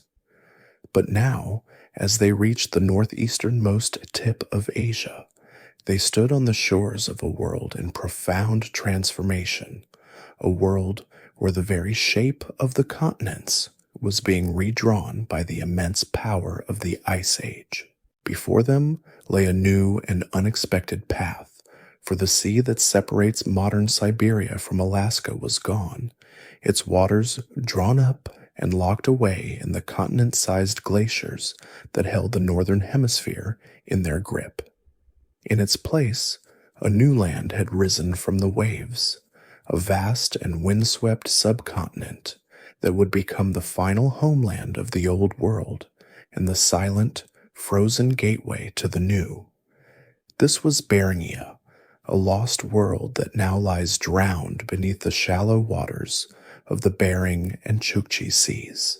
It was not a narrow, barren bridge of ice, as is so often imagined, but a colossal expanse of land, nearly 1,000 miles wide from north to south, a territory larger than modern-day France and Spain combined.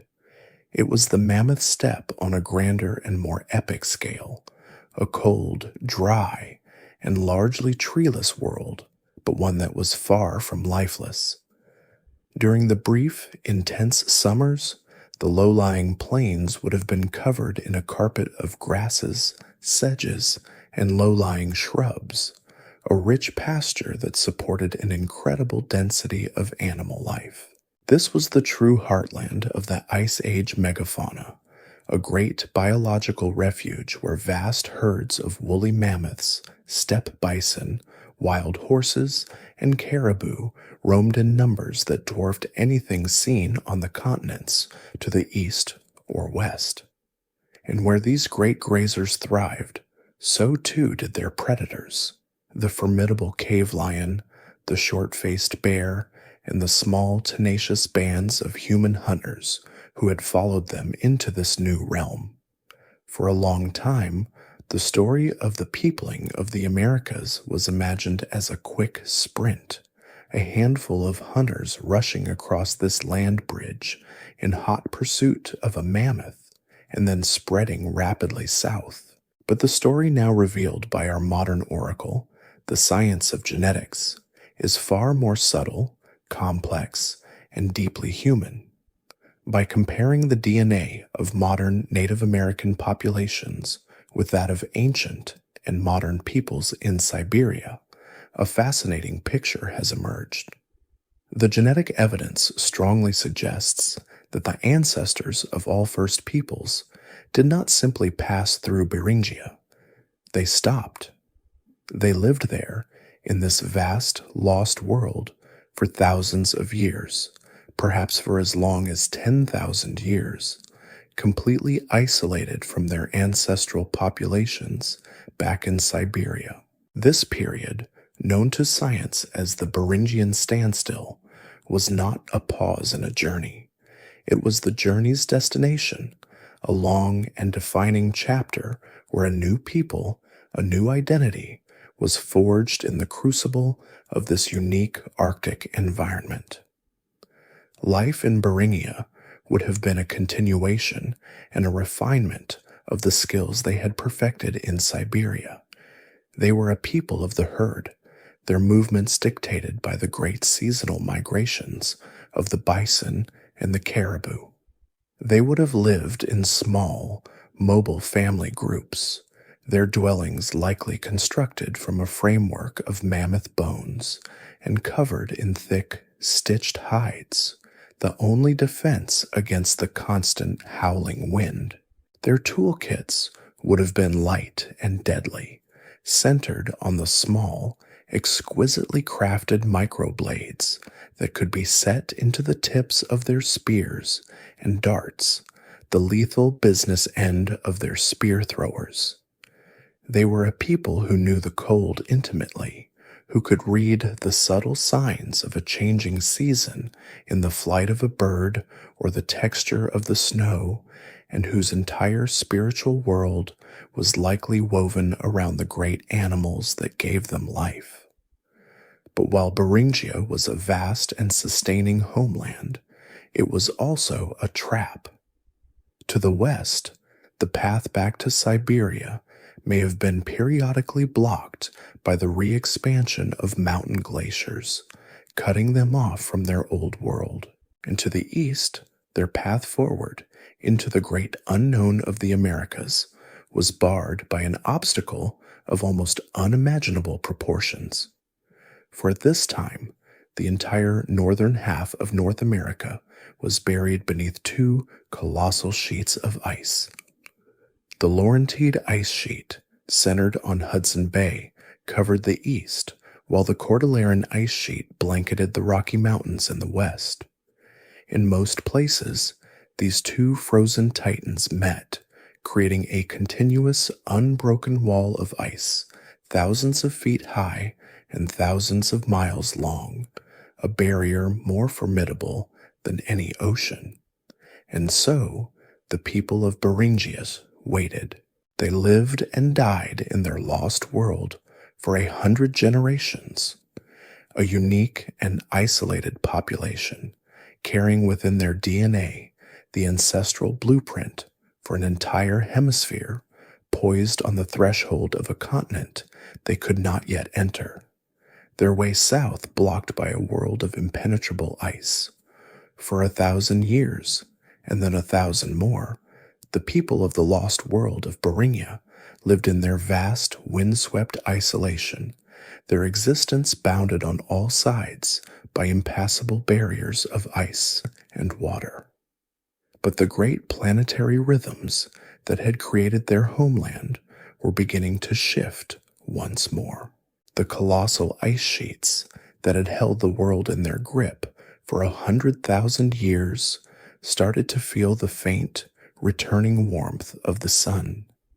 The earth was beginning to stir from its long, frozen slumber, and as the ice began its slow, grinding retreat, the walls of the Beringian trap began to crack, and two potential gateways to the south, two doors into a hemisphere untouched by human hands, started to creak open. For the descendants of the people who had waited for so long, the final chapter of humanity's great global migration was about to begin. And the question of which of these two doors they chose, and when, has become one of the most fiercely debated and exciting controversies in all of archaeology. For most of the 20th century, the story of their arrival seemed settled, a simple and heroic tale that became scientific dogma. This was the Clovis first model, and it told of a single, rapid migration. The theory proposed that as the Laurentide and Cordilleran ice sheets melted, a narrow, ice-free corridor opened up through the heart of the continent, a passage running through what is now Alberta and the western United States. Sometime around 13,500 years ago, a small band of highly specialized big game hunters, known to us as the Clovis people, supposedly raced down this newly opened corridor in pursuit of mammoths and other megafauna. They were armed with a revolutionary weapon, the Clovis point, a large, beautifully crafted, and uniquely fluted spear tip, a technological signature that was for a time seen as the calling card of the first Americans. According to this model, these intrepid hunters spread with breathtaking speed, their culture exploding across North America and then down to the very tip of South America in just a few centuries, the first and only wave of colonization. It was a clean, compelling story, but as the 20th century drew to a close, this elegant picture began to crumble under the weight of new and contradictory evidence. The first cracks in the theory came not from archaeology, but from geology.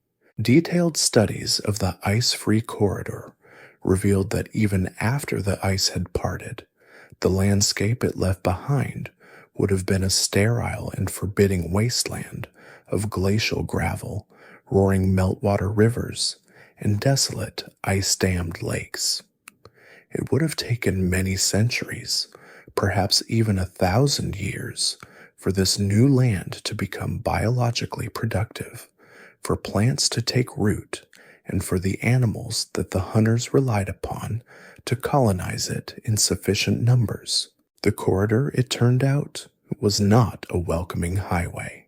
It was a barren death trap, and crucially, it would not have been a viable route for human travel until long after the time the Clovis people were already thriving far to the south. The timeline simply did not work.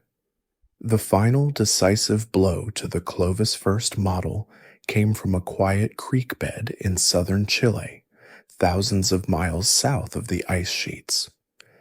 At a site called Monte Verde, archaeologists unearthed the astonishingly well-preserved remains of a small settlement, a collection of timber-framed huts, hearths, and discarded stone tools, all preserved for millennia in a layer of peat. The artifacts were undeniably human, but when they were dated, they sent a shockwave through the archaeological community. The site was at least 14,500 years old, a full 1,000 years before the Clovis culture even appeared in North America. The implications were shattering. For people to have reached the southern tip of South America by this time, their ancestors must have entered the New World long before the ice-free corridor had even begun to open. There had to have been another way in. And so, a new story began to take shape, one that turned away from the frozen interior and looked instead to the sea. This was the coastal migration theory, and it proposed a radically different picture of the first Americans. Instead of big game hunters on foot, it envisioned them as a maritime people of the canoe or the raft, with a culture adapted to life on the water's edge. This theory suggests that as the great glaciers began to melt, the first part of the continent to become habitable was the Pacific coastline. While the interior was still locked in ice, a thin green ribbon of land began to emerge along the coast, a rich and productive ecosystem known as the Kelp Highway. This coastal world would have offered an abundance of reliable resources: seals, sea lions, otters, seabirds, fish, and vast beds of shellfish, a familiar menu for a people who had likely supplemented their diet with coastal resources in Beringia. Following this highway south, traveling in small, sturdy watercraft, they could have bypassed the great ice sheets entirely, their journey a series of short hops down the coast, a process that could have brought them south of the ice thousands of years before the interior route was passable. This model neatly explained the presence of sites like Monte Verde and other pre-Clovis discoveries that were beginning to emerge, but it came with its own immense challenge. The very coastline these pioneers would have traveled is now, like the heart of Sunda and Beringia, lost to us, submerged beneath hundreds of feet of water by the rising seas of our modern era. Regardless of which path our ancestors first took into the Americas, by 13,500 years ago, the human presence south of the great ice sheets was an established, if thinly spread, reality. The descendants of those first coastal pioneers or intrepid inland explorers had been living in this new world for centuries, perhaps even millennia, their small, scattered bands adapting to 1,000 different local environments. And then, something extraordinary happened. A new technology, a new idea, and perhaps a new identity appeared on the landscape with an explosive and unprecedented suddenness, a cultural wildfire that swept across the entire continent in what was, in archaeological time, the blink of an eye. This phenomenon, which for so long was mistaken for the first chapter of the American story, was in fact a dramatic and mysterious second act, and its calling card was one of the most beautiful and lethal objects ever crafted by the human hand, the Clovis point. This was no simple arrowhead. It was a masterpiece of stone tool technology, a long, lanceolate spear tip crafted from the finest chert, flint, and obsidian, its edges meticulously sharpened to a razor's keenness. But its most distinctive and ingenious feature was the characteristic flute, a long, shallow channel carefully removed from the base on each side. This fluting, a technique of extraordinary difficulty that risked shattering the entire point with one misplaced strike, created a thin, concave base that allowed the point to be securely hafted onto the tip of a wooden spear shaft, creating a weapon of unparalleled strength and killing power. Suddenly, around 13,500 years ago, these distinctive points began to appear everywhere, from the grasslands of the Great Plains to the forests of the eastern woodlands, from the deserts of the Southwest to the shores of the Atlantic. It was the first truly continent-spanning culture in the Americas, a shared technological tradition that united a vast and diverse landscape. The people who made these points were masters of a dangerous and demanding world, and they were, above all else, hunters of giants. The America they inhabited was a world that no longer exists, a land teeming with a menagerie of colossal Ice Age beasts. Great herds of Columbian mammoths, larger than any modern elephant, roamed the plains. Hulking mastodons browsed in the spruce forests, and giant ground sloths, camels, and strange tank-like glyptodonts populated a landscape that was wilder and more formidable than our own. The Clovis people were the apex predators of this world, and their signature weapon was perfectly engineered for the task of bringing down these enormous animals. At famous archaeological sites like Blackwater Draw in New Mexico and the Naco site in Arizona, these fluted points have been found directly among the fossilized bones of mammoths, the undeniable, silent testament of a successful hunt and a shared feast long ago. Their entire existence was one of high mobility, their small family bands following the great herds across immense territories, their lives and destinies bound to the rhythms of these magnificent beasts. For decades, the sheer explosive speed and uniformity of the Clovis culture convinced archaeologists that it must have represented a new wave of migration, a single, cohesive people who had stormed down the ice-free corridor and conquered a continent. But with the firm establishment of a much earlier pre-Clovis human presence, this interpretation has been turned on its head. The Clovis puzzle is no longer about who the first Americans were, but about where the Clovis phenomenon itself came from. A more likely and more fascinating explanation is that it was not a new people who arrived, but a new idea. The invention of the fluted point, a superior technology for hunting megafauna, may have arisen in one particular group of the pre-existing population, and because it was so incredibly effective, the technique spread like wildfire from one band to another, passed along ancient social networks until it had blanketed the continent. It was a technological revolution, the Paleolithic equivalent of the Internet, a single, powerful innovation that transformed the cultures that adopted it. And then, just as suddenly and as mysteriously as it appeared, it vanished. After a reign of just a few hundred years, a brilliant but fleeting moment of cultural cohesion, the Clovis point disappears completely from the archaeological record, never to be made again.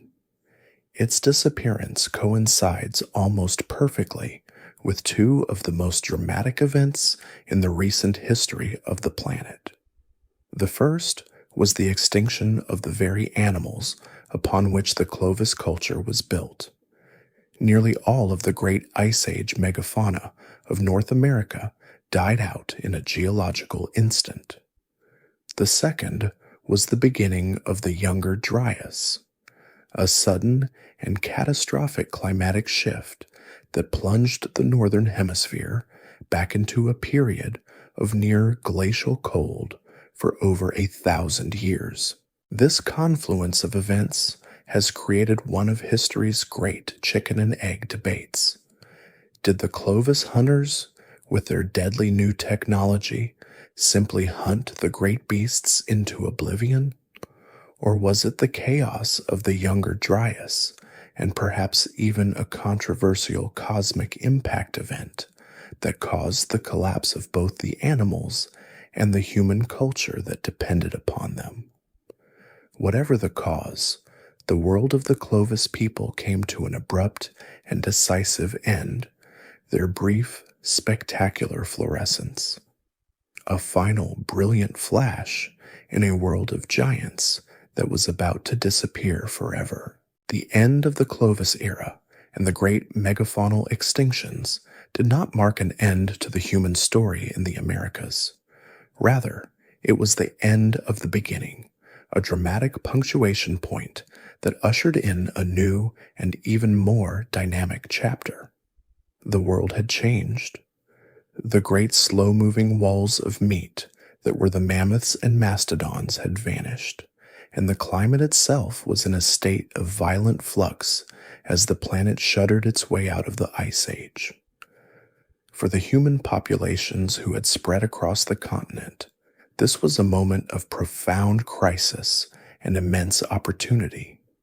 The old, specialized way of life, a singular focus on hunting giants, was no longer viable. In its place, 1,000 new ways of life began to bloom as human ingenuity, now untethered from its old dependencies, was unleashed upon the vast and varied landscapes of an entire hemisphere. What followed was arguably the most rapid and extensive dispersal of people in the entire history of our species, a hemispheric sprint that would carry our ancestors from the edge of the Arctic ice to the storm-lashed tip of the southernmost continent in a breathtakingly short span of time. This great expansion was not a coordinated march, but a cascading, budding process, a human wave flowing southward through every available channel. As one valley or river basin became comfortably populated, a small splinter group, perhaps a few young families seeking their own territory, would move over the next ridge or around the next bend in the river, carrying their culture with them into a new, unclaimed space. This process, repeated generation after generation, created a relentless and surprisingly swift current of human movement. Having bypassed or punched through the great ice sheets, the path south was now wide open, a continent of incredible, almost bewildering environmental diversity waiting to be discovered and understood. Each new landscape they entered presented a unique set of puzzles to be solved, demanding new tools, new knowledge, and new ways of seeing the world. In North America, this diversification is beautifully recorded in the archaeological record. The monolithic unity of the Clovis Point fractured into a dazzling array of different projectile point styles, each tailored to a specific region and the type of game that lived there. On the Great Plains, hunters developed the elegant, parallel-flaked points of the Folsom culture, perfectly designed for hunting the smaller, faster species of ancient bison that now dominated the grasslands. In the dense forests of the east, new forms of notched and stemmed points appeared, suited for hunting deer and elk in a woodland environment. In the arid deserts of the Great Basin, people learned to subsist on a broad spectrum of resources, hunting small game and developing a deep and encyclopedic knowledge of the edible and medicinal plants that could sustain them through the lean seasons. It was a continent-wide explosion of local adaptation, a testament to human flexibility. But the most dramatic part of this great sprint was the push south, down the narrow, mountainous spine of Central America and into the great, waiting continent of South America. This was a journey into a world of even greater extremes. They moved from the dry highlands of Mexico into the humid, tropical rainforests of the Isthmus, a world teeming with a completely new and often dangerous array of life. They learned to navigate its dense jungles, to detoxify its poisonous plants, and to hunt its elusive animals, from monkeys in the canopy to peccaries on the forest floor. Once they crossed the Isthmus of Panama, they entered a continent that was in essence 3 continents in one. The towering high-altitude world of the Andes, the vast continent-spanning jungle of the Amazon basin, and the sweeping open grasslands of the Pampas. The speed at which they colonized this vast and challenging new world is simply staggering. Archaeological evidence confirms that within a mere 2,000 years of the first well-established human presence in North America, people had already reached the very bottom of the world.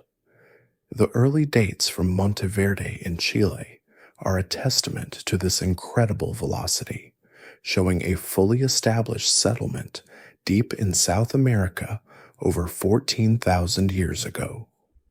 Even more remarkably, sites at the extreme southern tip of Patagonia, in the region known as Tierra del Fuego, the land of fire, show clear evidence of a human presence by at least 12,000 years ago.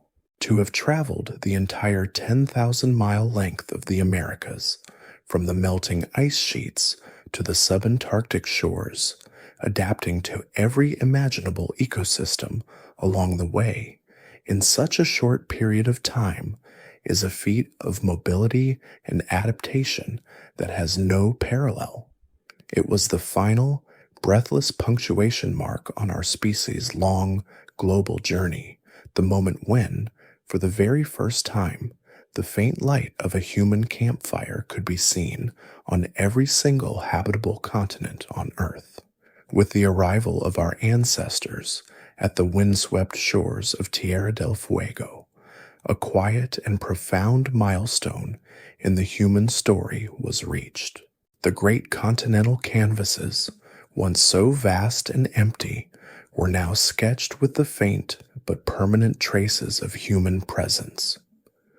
From the frozen coastlines of the Arctic to the sun-scorched deserts of Australia and the dense rainforests of the Amazon, our species had proven itself to be the most adaptable and wide-ranging creature the planet had ever known. The long walk out of Africa was, in a terrestrial sense, finally complete. It might have seemed that the age of pioneering was over, that the world was now known and settled, its frontiers closed. But this was an illusion, for the map of the world was still riddled with countless points of undiscovered light. Thousands of islands scattered like thrown jewels across the immense blue deserts of the world's oceans, each one a miniature, isolated world waiting for its first human footstep. The next phase of our journey would not be a walk, but a voyage, a deliberate turning away from the familiar safety of the shore and a commitment to the profound and terrifying emptiness of the open sea. This was a fundamentally new kind of exploration, one that required a different mindset and a different set of tools from the land-based migrations that had preceded it. The skills that allowed a hunter to track a mammoth across the steppe were of little use on the featureless expanse of the ocean. This new chapter demanded the mind of an engineer to design and build a vessel that could withstand the power of the waves, the mind of a naturalist to understand the subtle clues of wind, current, and the flight of birds, and the mind of an astronomer to read the map of the stars in the night sky. The first steps in this new maritime adventure were tentative and comparatively modest. Journeys to the islands that lay within sight of the continental shores, the low-hanging fruit of the oceanic world. These were the near islands, places where the sea crossing was a manageable challenge rather than an epic, multi-generational leap of faith. In the Mediterranean, the cradle of so many later civilizations, this process began in earnest during the Neolithic period, the time of the first farmers. Around 10,000 years ago, people living along the coast of the Levant began to look out at the hazy, mountainous form of Cyprus on the horizon and see not a barrier, but an opportunity. Using sturdy, seaworthy boats, likely built from timber and perhaps propelled by sails or paddles, they made the deliberate 40-mile crossing. This was no accidental drift. We know it was a planned colonization because they did not travel alone. They loaded their precious domesticated animals, sheep, goats, and pigs, onto their vessels, a floating ark of a new way of life, and transported them to an island that had never known such creatures. The archaeological record of Cyprus is a stark testament to this arrival, showing the sudden appearance of these mainland species alongside human settlements. A few thousand years later, the same story would unfold on the island of Crete, a longer and more challenging voyage that again saw the deliberate introduction of a new Neolithic economy to a pristine landscape. A similar story, entirely independent, played out on the other side of the world. As people settled the coastlines of East Asia, they began to make the short but significant crossings to the archipelago that would one day be known as Japan. And in the Americas, thousands of years after the great inland sprint, a new maritime culture emerged in the Caribbean.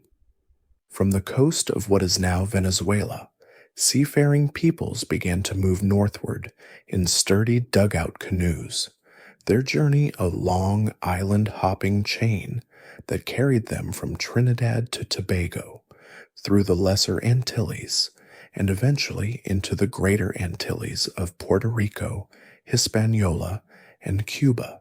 In each of these cases, the process was one of incremental discovery, a slow and patient exploration of the seascapes that lay just beyond the horizon. These early voyages were the training grounds, the first tentative chapters in humanity's long and complex relationship with the sea.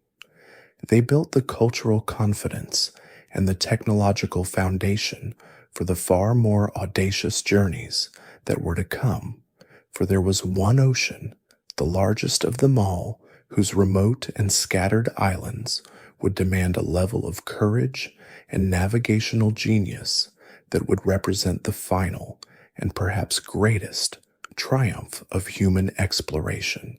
While the early seafarers of the Mediterranean and the Caribbean were making their tentative, courageous hops between islands they could often see from their own shores, a far more profound and revolutionary maritime culture was taking root on the other side of the world, a culture that would ultimately unleash the single most widespread migration in all of human history. This was not a story that began in a great continental heartland, but on a small, mountainous island just off the coast of southern China, an island that would become the unexpected and astonishing cradle of a people destined to conquer the sea itself. The stage for this final, great act of human dispersal was the Pacific Ocean, a blue wilderness covering a full third of the planet's surface, a realm so vast and empty that for millennia it had been a barrier to all human movement. The story of how it was transformed into a human highway is the story of the Austronesian miracle. The key that unlocked this profound mystery was not an archaeologist's trowel, but the patient, meticulous work of historical linguists. By studying the thousands of languages spoken today across the immense triangle from Madagascar off the coast of Africa to Easter Island in the east and Hawaii in the north, they discovered that nearly all of them belong to a single, sprawling family of languages, the Austronesian. And just as a biologist can trace the branches of a family tree back to a common ancestor, linguists can trace the evolution of languages back to a single ancestral tongue or proto-language. They found that the greatest diversity of these languages, the deepest and oldest branches of the family tree, were all clustered in one place, the island of Taiwan. This linguistic evidence was an irrefutable signpost pointing to this small island as the Urheimat, the original homeland from which this great seafaring people had first set sail some 5,000 years ago. These were not the hunter-gatherers of the Old World, but sophisticated Neolithic farmers, and they carried with them a remarkable and self-sufficient toolkit for colonization, a portable world that allowed them to turn any habitable island into a new and thriving home. The foundation of their success was a revolutionary piece of maritime engineering, the outrigger canoe. By lashing a parallel float or outrigger to the main hull of their canoe, they created a vessel of extraordinary stability and speed, a craft that was nearly impossible to capsize and was perfectly suited for navigating the open ocean. This was their vessel of destiny, the key that unlocked the Pacific. But a boat alone is not enough. A new colony needs a source of life, and so they loaded these canoes with what amounted to a complete agricultural starter kit. They carried the root crops that were the staples of their diet, taro, breadfruit, and yams, along with their domesticated animals, the pig, the chicken, and the dog. In their canoes, they also carried the distinctive red-slipped pottery that would become their archaeological signature, a tangible thread that allows us to follow their ghostly wake across the sea. Beginning around 4,500 years ago, these Austronesian sailors began to push off from the shores of Taiwan, their sails catching the monsoon winds as they embarked on a journey southward. Their first major destination was the Philippines, an archipelago of thousands of islands that became their new home and a staging ground for the next great leap. From there, the expansion exploded, one wave turning west through the islands of Borneo, Java, and Sumatra, the very lands that had once been the continent of Sunda. Here, they encountered the descendants of the original hunter-gatherers who had walked out of Africa so long ago, and over the centuries, the Austronesian farmers, with their productive agricultural economy, largely replaced or absorbed these ancient populations. Another wave continued to push south and east into the islands of eastern Indonesia, their canoes now carrying them to the very edge of the known world, the shores of New Guinea. This was not a slow, generational creep, but a rapid, deliberate, and confident leapfrogging from one island to the next, a testament to their supreme confidence in their vessels and their way of life. In just a few thousand years, they had completely transformed the human and genetic landscape of an entire region, creating a vast, interconnected maritime world that stretched for thousands of miles, a civilization built not on land, but on water. Having woven a new human tapestry across the vast archipelago of Southeast Asia, the Austronesian voyagers finally arrived at the shores of New Guinea and the Solomon Islands, the westernmost fringe of a world known to geographers as Near Oceania. Here, for the first time in their long journey from Taiwan, the world was not empty. These large, mountainous islands were already home to a deeply ancient people, the descendants of the very first wave of human explorers who had made the daring sea crossing to the continent of Sahel some 50,000 years before. For the Austronesian newcomers, with their agricultural economy and their distinctive pottery, this was an encounter with a different and long-established humanity.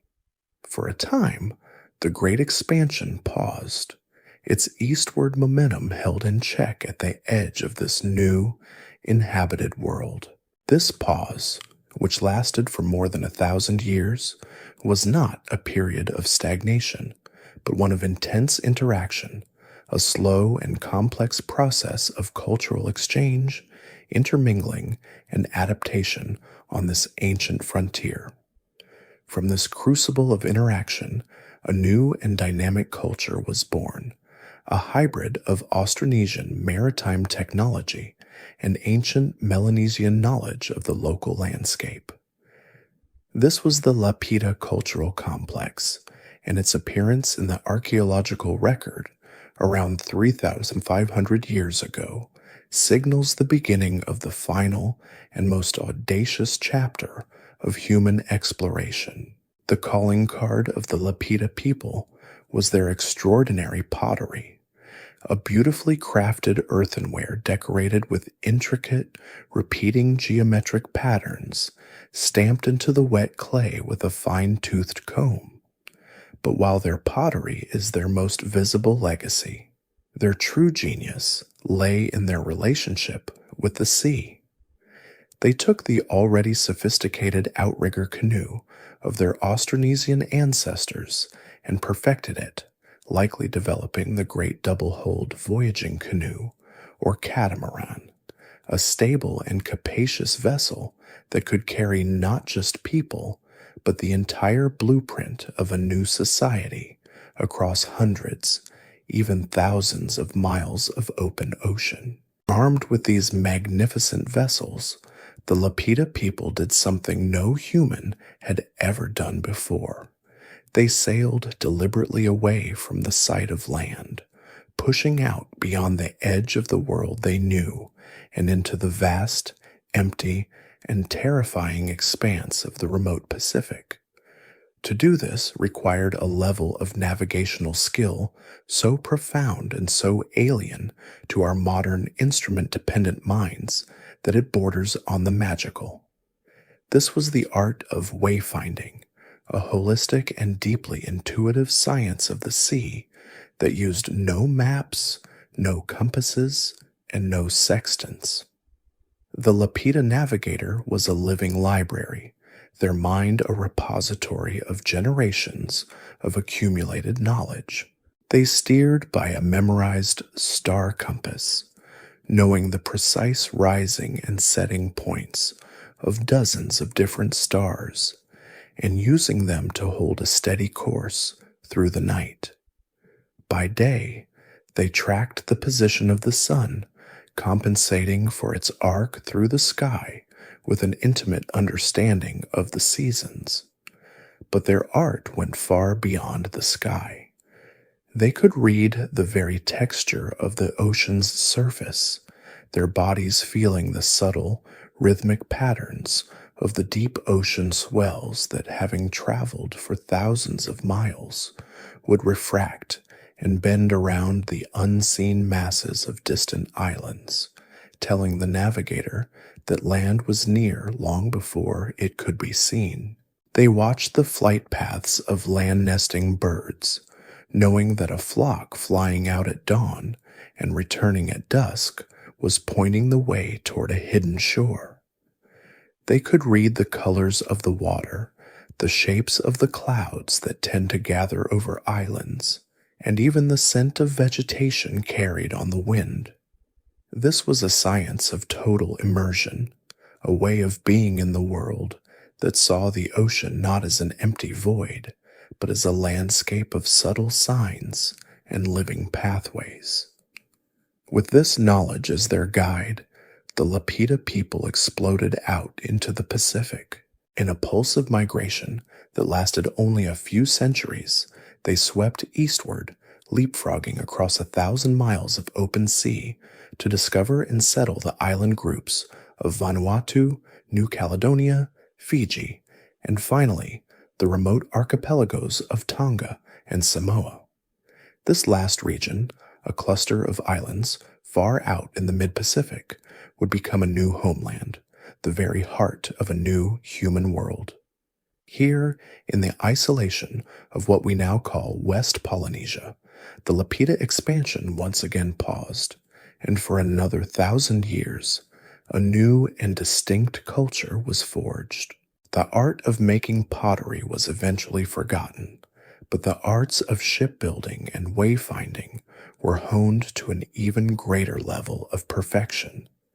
A new people, the Polynesians, were born, their language, their beliefs, and their very biology shaped by their intimate relationship with the sea.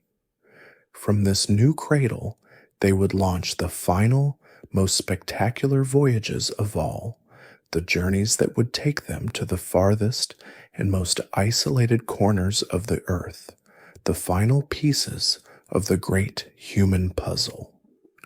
With the settlement of the last most remote islands of the Polynesian Triangle, the final threads of the great human tapestry seemed to have been woven into place. The story, as it had been understood for so long, had reached its logical and heroic conclusion. A relentless, one-way journey of dispersal from a single African homeland to every corner of the habitable world.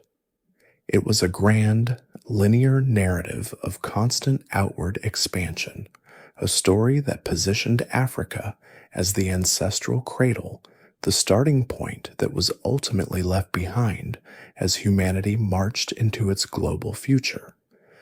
But the human story is never so simple, and our movements across the face of the earth have never been confined to a single direction. The same powerful genetic tools that had so brilliantly illuminated the path out of Africa would in time reveal a far more complex and dynamic picture, uncovering the faint, ghostly footprints of other later journeys, the unexpected and astonishing stories of migrations that flowed back in. Africa was never a sealed-off nursery, a chapter to be closed once its children had departed. It remained a central and dynamic part of the human world, a continent that was not only an origin point, but also, in many eras, a destination. The first, and perhaps most significant of these return journeys, is what geneticists call the Eurasian backflow, a large-scale movement of people from the Near East back into the northeastern quadrant of the African continent. This was not a story from the deep time of the first Exodus, but a more recent chapter, likely unfolding within the last 10,000 years, a period inextricably linked with the greatest revolution in the human story since the mastery of fire, the invention of agriculture. As the Neolithic Revolution took hold in the Fertile Crescent of the Middle East, transforming mobile hunter-gatherers into settled farmers. New populations began to expand, their growing numbers fueled by the reliable surplus of domesticated wheat and barley and the milk and meat of their sheep and goats. While some of these early farmers pushed west into Europe, others turned south and west, their gaze falling upon the familiar landscapes of Africa. During the African humid period, the Sahara was a green and inviting savanna, and these Neolithic peoples, with their new and powerful way of life, expanded into it from the east, following the green corridors and seasonal rivers. They brought with them not just their genes, but their entire cultural toolkit: new crops, new animals, and new ideas that would profoundly transform the societies they encountered. The genetic evidence for this movement is clear and undeniable. Certain Y chromosome and mitochondrial DNA haplogroups that are known to have originated in Eurasia are found today at significant frequencies in populations across North and East Africa, a clear signature of this ancient return. It was a homecoming of sorts, the distant descendants of those who had left tens of thousands of years earlier now returning, carrying with them a new world of possibilities that would help to seed the rise of the great ancient civilizations of the Nile Valley and the Horn of Africa. An even more spectacular and surprising story of return is written in the DNA of the people living on the great island of Madagascar, a Texas-sized landmass lying just off the southeastern coast of the African mainland. For millennia, this island, so close to the continent, remained utterly devoid of human life. When people finally did arrive, around 1,500 years ago, they came not from the African shore that lay just a few hundred miles away, but from an impossible distance from the other side of the world. The linguistic and genetic evidence is unambiguous. The first settlers of Madagascar were Austronesians, the direct descendants of the same great seafaring culture that had exploded out of Taiwan to colonize the Pacific. But instead of turning their canoes east, this remarkable branch of the family had turned west, their outrigger sails catching the monsoon winds as they embarked on a voyage of breathtaking audacity across the vast, empty expanse of the Indian Ocean. Their journey was the forgotten twin to the Polynesian epic, an equally stunning feat of deep ocean navigation that carried them from the islands of Indonesia, likely Borneo, some 4,000 miles across open water.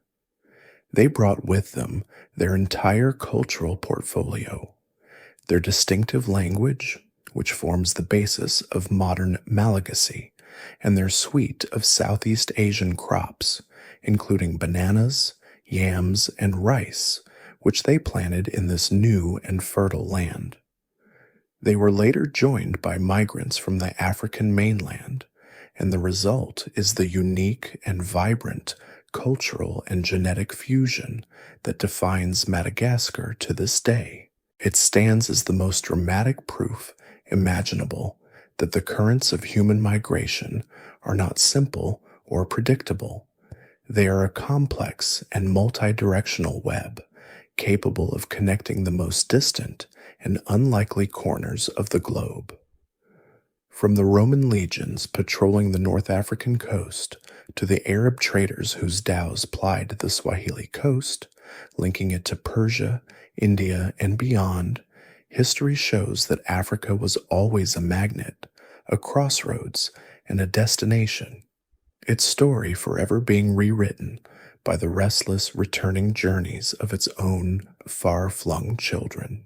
For hundreds of thousands of years, from the very first steps of Homo erectus out of Africa to the final audacious canoe voyages of the Polynesian navigators, the story of humanity had been written on the move.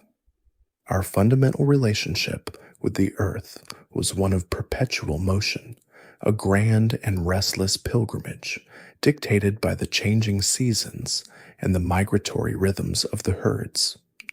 We were a species of hunter-gatherers, our homes temporary, our possessions light, our minds exquisitely attuned to the subtle arts of finding sustenance in a wild and untamed landscape. This nomadic impulse was the engine of our global expansion, the very force that had carried us across every continent and ocean. But then, in a few scattered locations around the globe, a quiet and profound revolution began to take root, an idea that would fundamentally and irrevocably alter our relationship with the planet and bring the great age of nomadic wandering to a close for the vast majority of humankind. This was the invention of agriculture, and it was the moment our species began to put down roots, trading the freedom of the hunt for the security of the harvest. This was not a single, brilliant discovery made by one gifted individual, but a slow, hesitant, and often arduous process that unfolded independently in at least a half-dozen different parts of the world, all within a few thousand years of the end of the last ice age.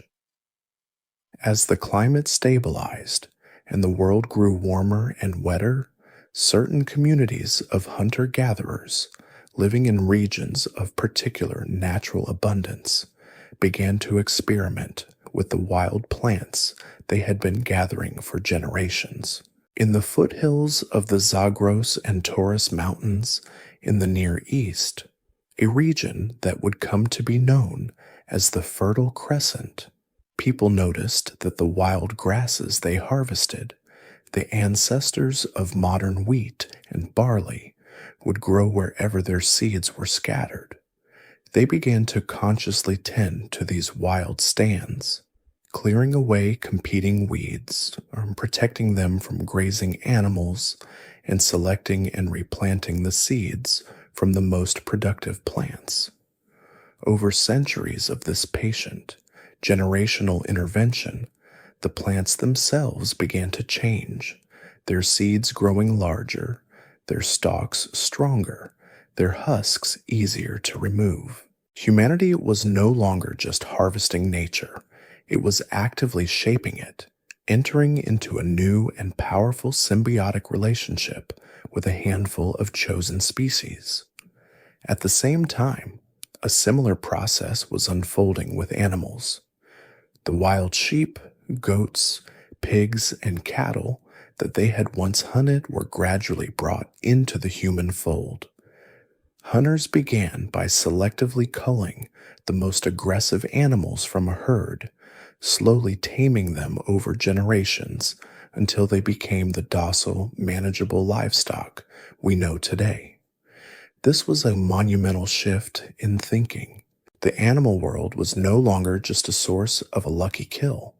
It became a living larder, a reliable and predictable supply of meat, milk, wool, and leather that could be kept close at hand.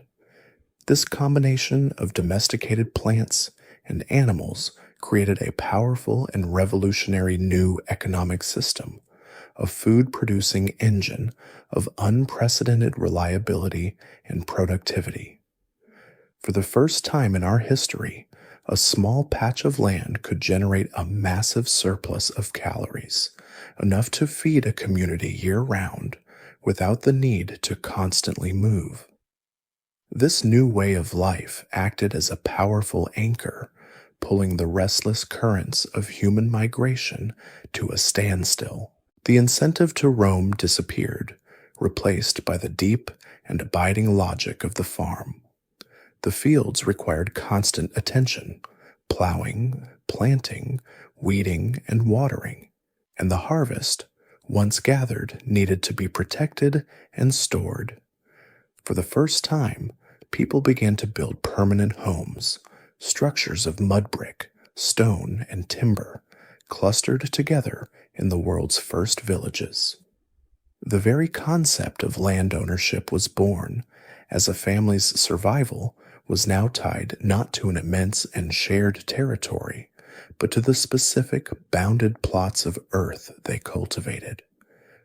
This shift to a sedentary life had a dramatic and unforeseen consequence: a population explosion.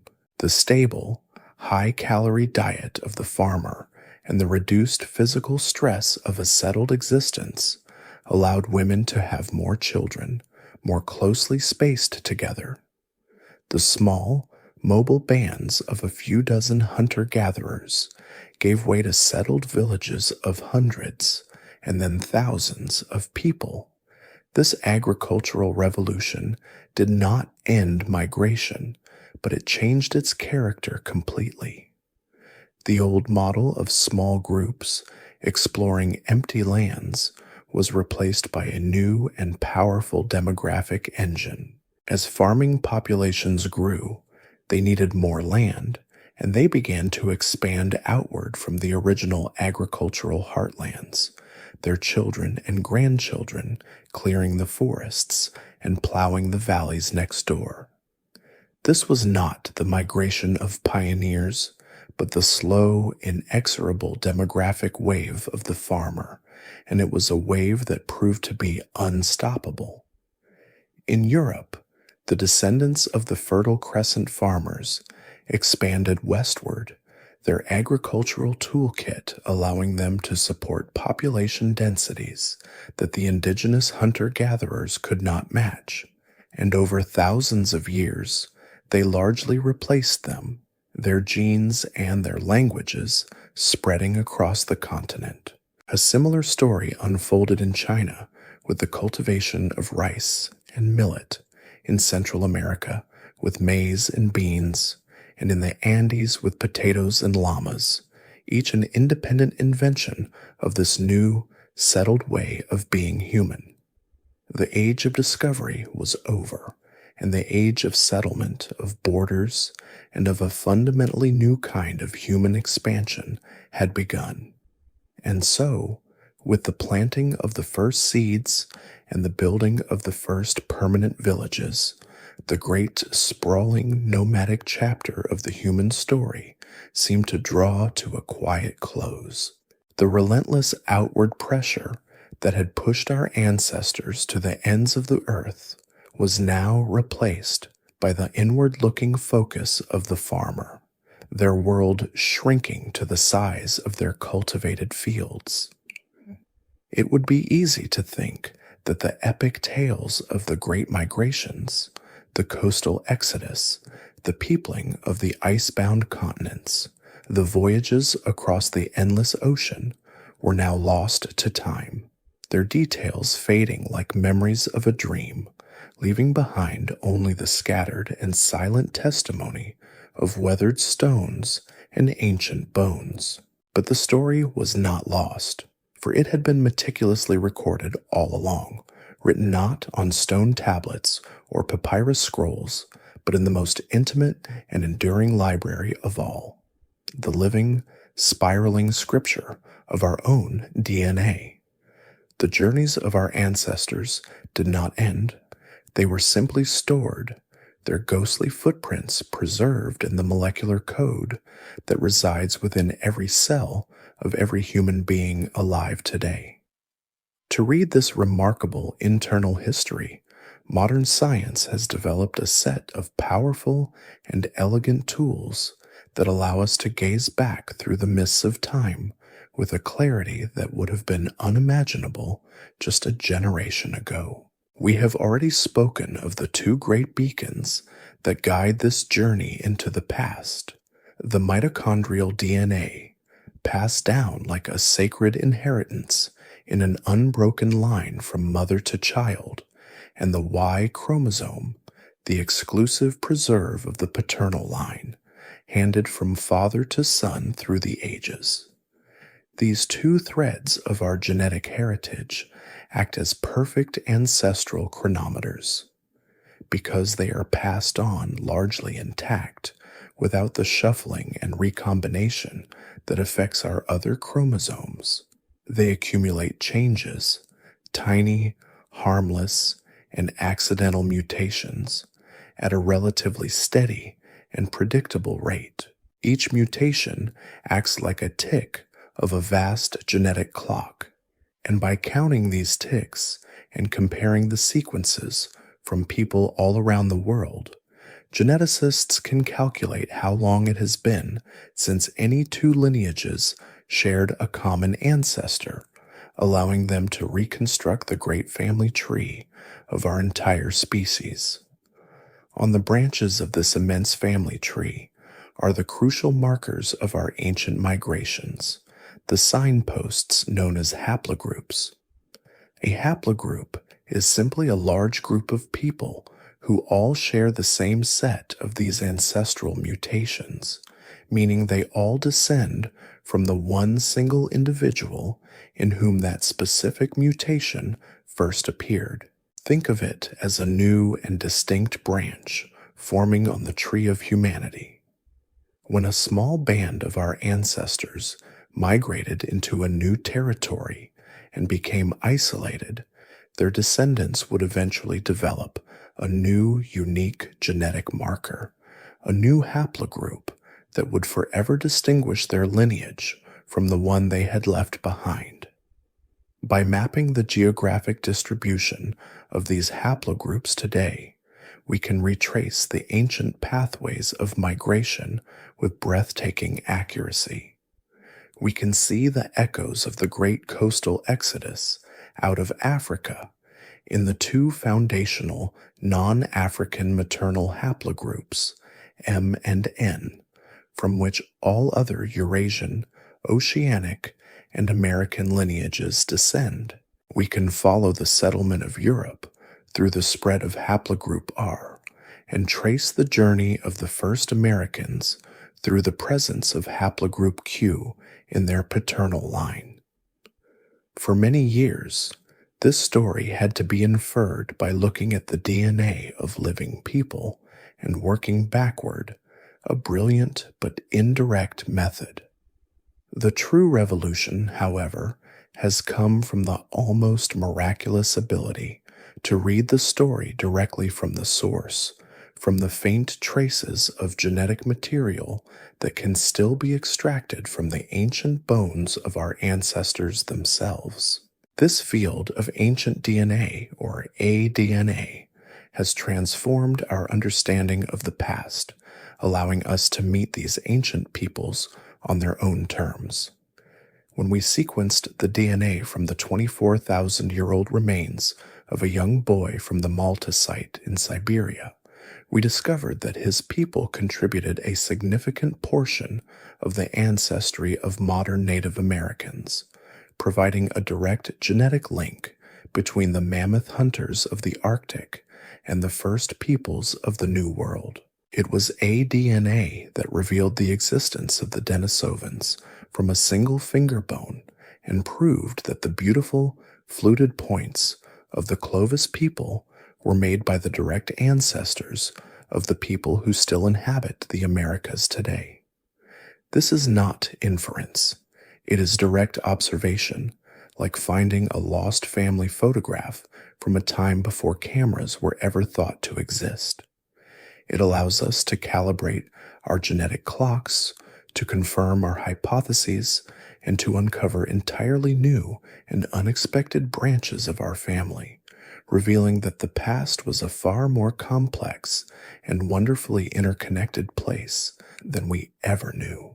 Our long journey, which began with a quiet examination of the invisible threads of DNA that bind us all together, has now carried us across the entire arc of our species' history, from the ancient heartland of Africa to the last and most remote islands of the vast Pacific.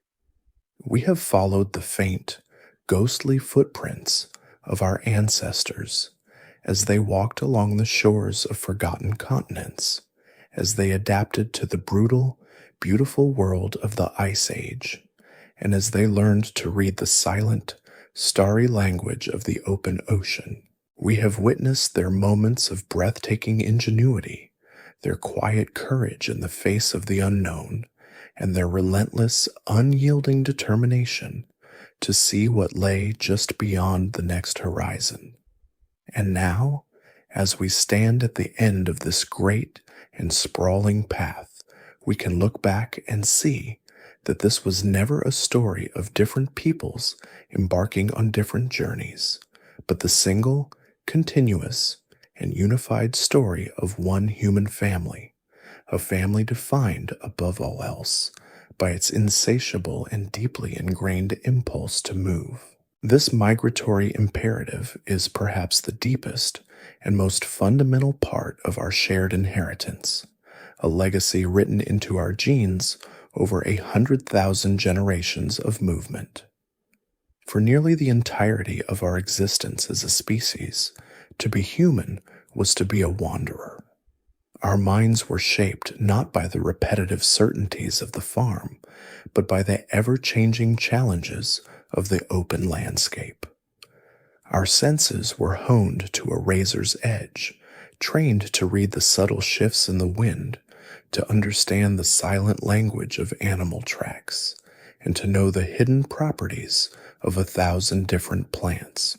Our very bodies are a testament to this nomadic past, built not for sedentary comfort, but for endurance, for the long, patient, and efficient stride that could carry us across savannas and continents.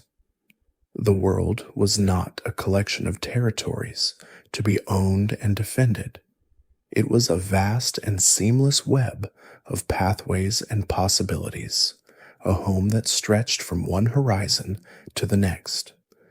This shared journey is the ultimate explanation for the beautiful and bewildering diversity we see in our species today. As small bands of our ancestors settled in different corners of the world, they began a long and intimate conversation with their new environments, and their bodies slowly began to record the story of that dialogue. The color of our skin, the texture of our hair, the shape of our eyes. These are not the markers of fundamental difference, but the shallow, elegant, and superficial adaptations to different kinds of sunlight, different climates, and different diets. They are the echoes of our ancestors' travels, the living proof that we are all the children of a people who were resourceful enough to make a home in every environment the planet had to offer. Beneath these gentle, outward variations lies the deep and unshakable truth of our unity. The fact that the genetic differences between any two people from opposite ends of the earth are, in the grand scheme of things, astonishingly and vanishingly small. And so, the story of early human migration is, in the end, the ultimate story of connection. It reminds us that every person we meet, no matter how different they may seem, is a fellow traveler, a distant cousin whose ancestors once shared a fire with our own on some forgotten shore or in some windswept Ice Age valley. The ancient pathways are not truly gone. They live on within us, in the complex and beautiful mosaic of our collective DNA. The languages we speak are the living descendants of the whispers of those first explorers, and the cultures we build are the latest expression of that ancient human capacity for innovation and adaptation that first flowered in Africa so long ago. We are the sum total of all of those who came before us, the inheritors of their courage, their resilience, and their restless questing spirit. The long walk is over, but the journey itself has never truly ended. It continues in every act of discovery, in every moment of human connection, and in the quiet, persistent, and universal desire to build a better home for the children who will follow us.